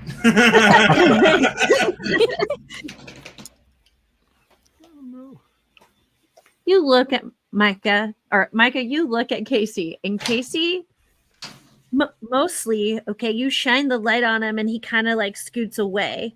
And it's just enough that it doesn't seem odd to you that this is like somebody, like any kid who was getting shined in the eyes with fucking light would go, ugh, like, I don't like Yeah. it. Yeah. Hello? Are you gonna help me? Can you help me? Yeah. Hold on. Monroe, bring this shit over here. Monroe, what do you do? He's gonna Okay. yell out to Micah Your saying, "Is he kid's okay?" here. Yeah, it looks like a kid that's really, really tired. Monroe, I need help. I don't feel Micah. really good. Micah. He's gonna start rowing to his kid. Monroe. Your arms don't feel like your arms at all, in fact, now. You're rowing, definitely. You're rowing, definitely, towards the shore. You're trying to, at least. Micah, you see Casey, and Casey's like, I can't see you. Can you please come here? I feel really unwell. My stomach is hurting and my legs really hurt. I'll put the light on him again and be like, what's wrong with your legs? I'll move a little closer. He's not there. And I where he turn was like smoke. Yep. I turn around and I go, nope, not the kid, not the kid, not the kid. Bring that fucking boat over here. Monroe's gonna yell, "Swim, jump in the water," and then just like throws the boat closer to Micah. What's Micah do? I'll turn back. Do I see anything? Anything crazy or? Oh yeah, Oh shit! lightning. Where you just right where your flashlight stops. Are as many of them as you could think. Hundreds of them. I'll quickly pull the light away and be like, I can't swim. You gotta get a little closer. I'll try my best to get out there. Are you jumping in the water, Micah? Yeah, fucking gonna try. Good. Monroe, you are definitely rowing towards Micah. But you don't hear your heartbeat anymore. You're rowing, most definitely, towards Micah. Micah, when you jump in, Mm-hmm. look, there's been a lot of things happening here. Yeah. You jump in. And when you jump in, your leg hits something. Your leg starts bleeding. Oh, of course it does. There's literally blood in the water.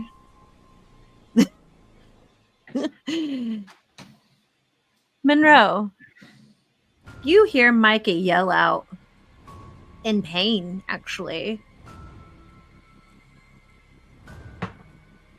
This is a conflict roll, Monroe.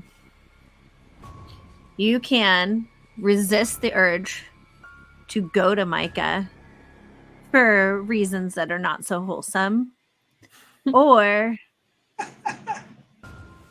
you can swim towards him or row towards him even faster. He's gonna row towards him even faster. Good. Good. Good. Micah, you start to get, your leg is hurting, both of them, in fact, and you're getting to that point where you can no longer really touch, and you are doing again what you did in the creek bed earlier. You are trying to doggy paddle and reach and keep your head above this water. Monroe, you make it to Micah just as his head is starting to slip under, and he's like, you see those bubbles hitting that water, and you reach your hand down. Still doesn't feel like your hand. And you pull him up. He smells really fucking good. You're not really sure why. And in fact, that smell of decay and stench that you were smelling earlier, you don't even smell that at all. It smells like clean air to you. Are you gonna resist? Or are you gonna... So, there's two ways we'll do this. It's a conflict roll. I will give you narration, okay? Because you are succumbing to your injuries. However, whether you pull Micah into this boat or whether you pull Micah into this boat and eat is your choice.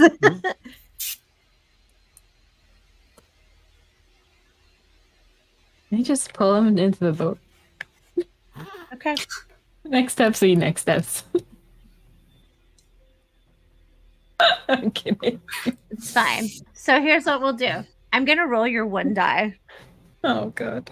because this is a conflict roll. She also has a hope die. She does have a hope die. Would you my like to God. use both? Okay. Pro bono lawyer right here.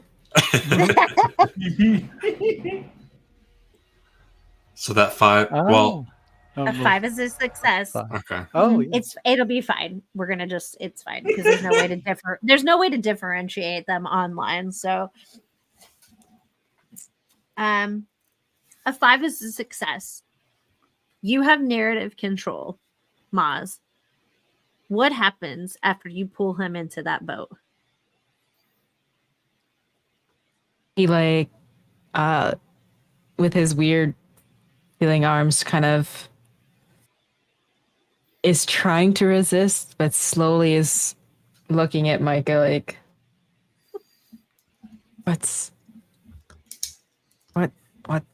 why? I put the leg out and be like, I think I cut it on something. Is this real bad?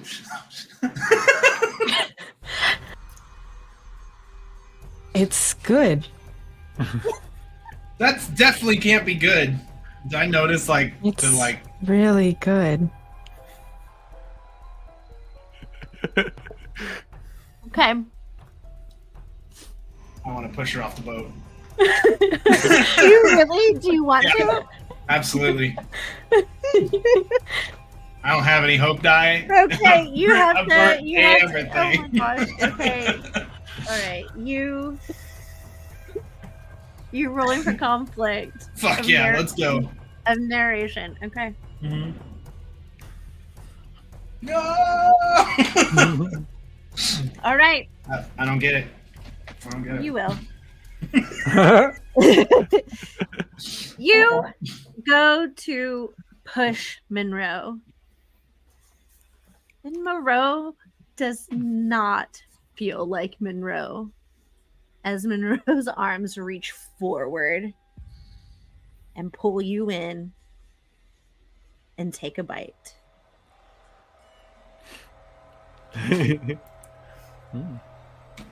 Yep. Monroe is no longer Monroe. Micah is no longer Micah. But all of a sudden, there's no light besides that ferry boat that so longingly sounds like it's pulling up anchor. It's dimming the lantern. The fog is starting to roll in. And as what formerly was Monroe, what formerly was Micah, make it to the shore, none of you look the same. You all look like these creatures now. But you recognize each other. You're all part of this now.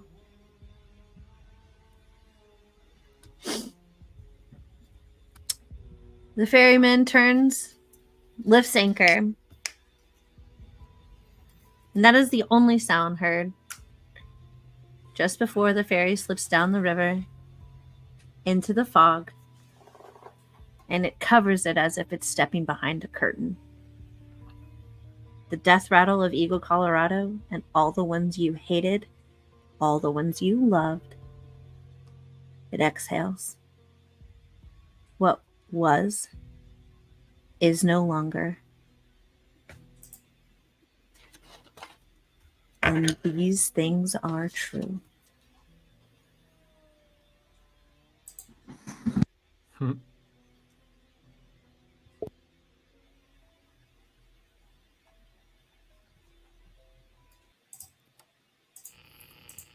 if you're hearing this, then I guess it means I didn't make it. I can't say I didn't see that one coming. I just hope that, however it was, that I took someone out with me, or it was meaningful in some way. Unlike the rest of my life, it seems, it's a big pile of meaningless nothingness. But at the end, don't get it messed up. I didn't do this for anyone. I did this for me. I did it to say that I could. There's no rhyme or reason, just because I wanted to. And if you can recover my body, bury me face down so that everyone can kiss my ass one last time.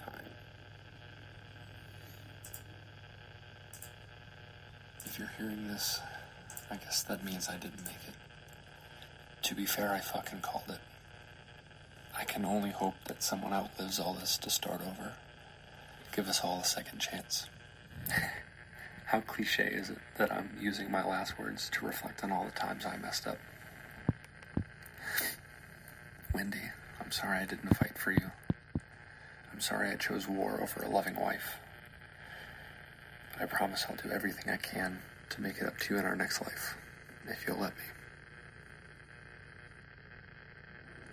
I didn't mean to do any of this. I didn't want to be part of any of this. I am not at fault here. I am not at fault. I have only done what I could do.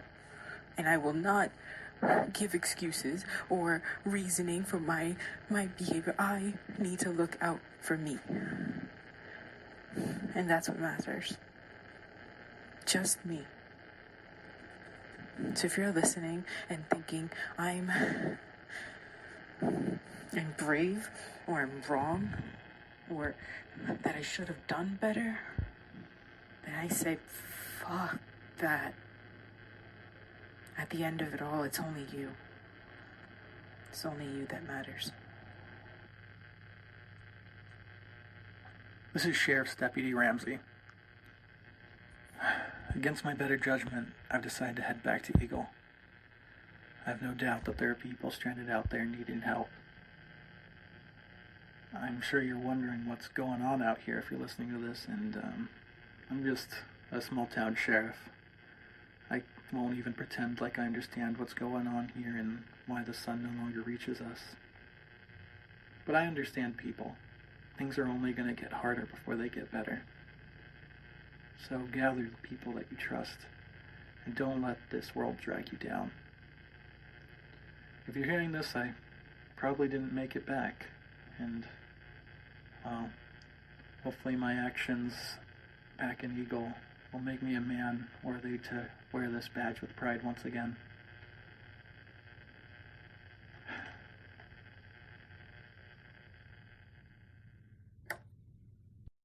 Yes. So this was DDT Presents 10 Candles. DDT is a veteran run veteran forward channel. Everybody, if you already plugged yourselves at the beginning, but if you could just go around and say who you played and what your brinks were. So I will start with Jesse. You go first, since you ended the transmission, Sir Sheriff. All right, yeah. So I was Sheriff Buck Ramsey, and my brink was I saw you and the little spile you hide when you hurt someone. Ooh. That was a good one. Oh, good. All right. Finn, go ahead. I'm Finn. I played Sydney Hale. And my brink was, I have seen you do whatever it takes to put your life above others. You guys are selfish, man. Oh, All right. man. Micah, John, who did you play? I'm John, and I played Micah Bennet. My brink was, I have seen you betray those that you love. Like pushing them off a boat. Or trying. Failing at it. I never said I was good. Mozz, state who you were playing for me and what your brink was. I am Mozz. I was playing Monroe Beck, and my brink was, I've seen you keep secrets that would have saved lives. Oh, pretty Ouch. Oh, fuck. Oh, man. Well, that leaves just me. I was OMG Holly, DM Holly. I was your game master tonight. I'm sorry that this went so freaking long. I apologize. But my brink was never having my players lose the roles when I wanted them to. Whoever put that in, fucking well done. Well done. But yeah, I think that's it for us. Yeah, enjoy. Bye-bye.